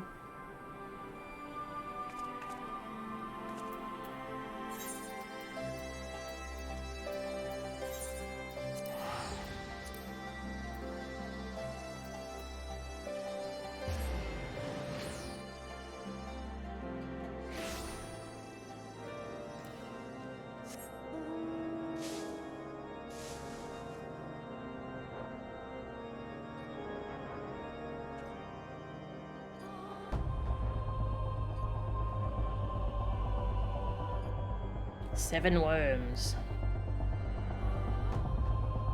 There's quite a few we haven't met yet. Well, two, I think. Yeah, Nidhogg, Hraesvelgr, and Ratatoska.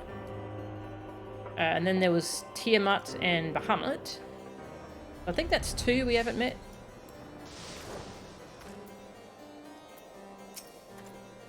Were you able to pay your respects? I see. This is the first time I've heard such a detailed account of King Thordan's acts.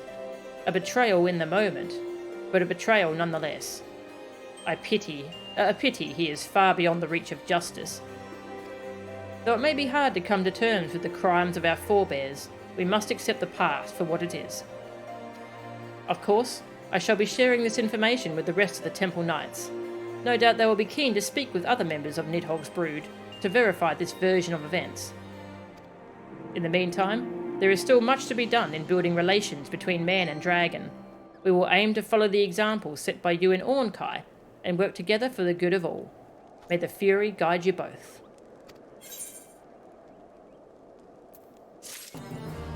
Aww. Dragoon Age. Yeah. Oh, I wasn't expect to do a remembrance for Nidhogg. Bolt from the Black. Oh, haven't done the Bard one yet. I'll have to say that for another time though, because it's getting late.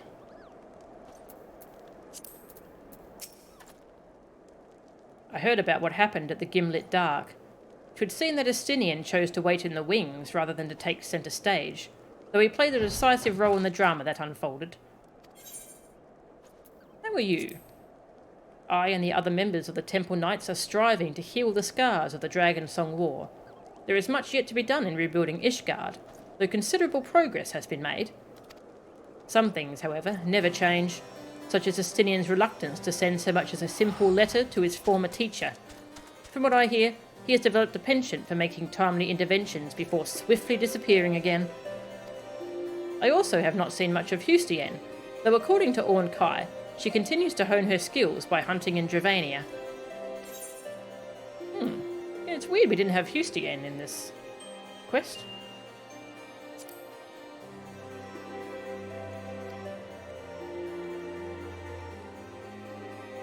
Now that the eye from which we drew our power has been destroyed, the long line of Azure Dragoons has been broken. With Nidhogg, the self-appointed defender of this star, gone, it falls to brave souls such as you and Estinian to protect it in his stead. Oh, wow, huge change for the what is a Dragoon text. Nice. Because Dragoon has changed a lot.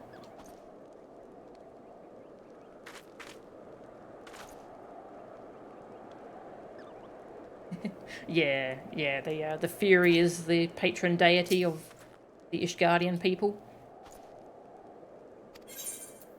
Oh, there you go. That was good. I'm really enjoying these class epilogues. A lot of nice little closure for all these characters. Well, I'm gonna finish up the stream, and next time we'll probably do a short stream for however long it takes to do these six classes left. I might have Dancer at 80 by then. Might be able to do Dancer as well. yeah, next time we'll finish up whatever ones of these are left. And then it's back to the main story. To finish up Shadowbringers and head into Endwalker. I'm pretty excited about. Really looking forward to it. Done all the healer.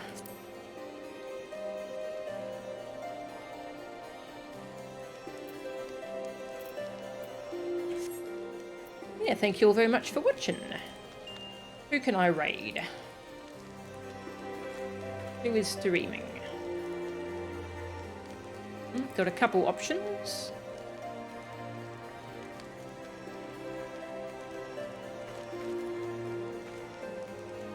Might send you to Daddy Jam, who's playing Apex Legends.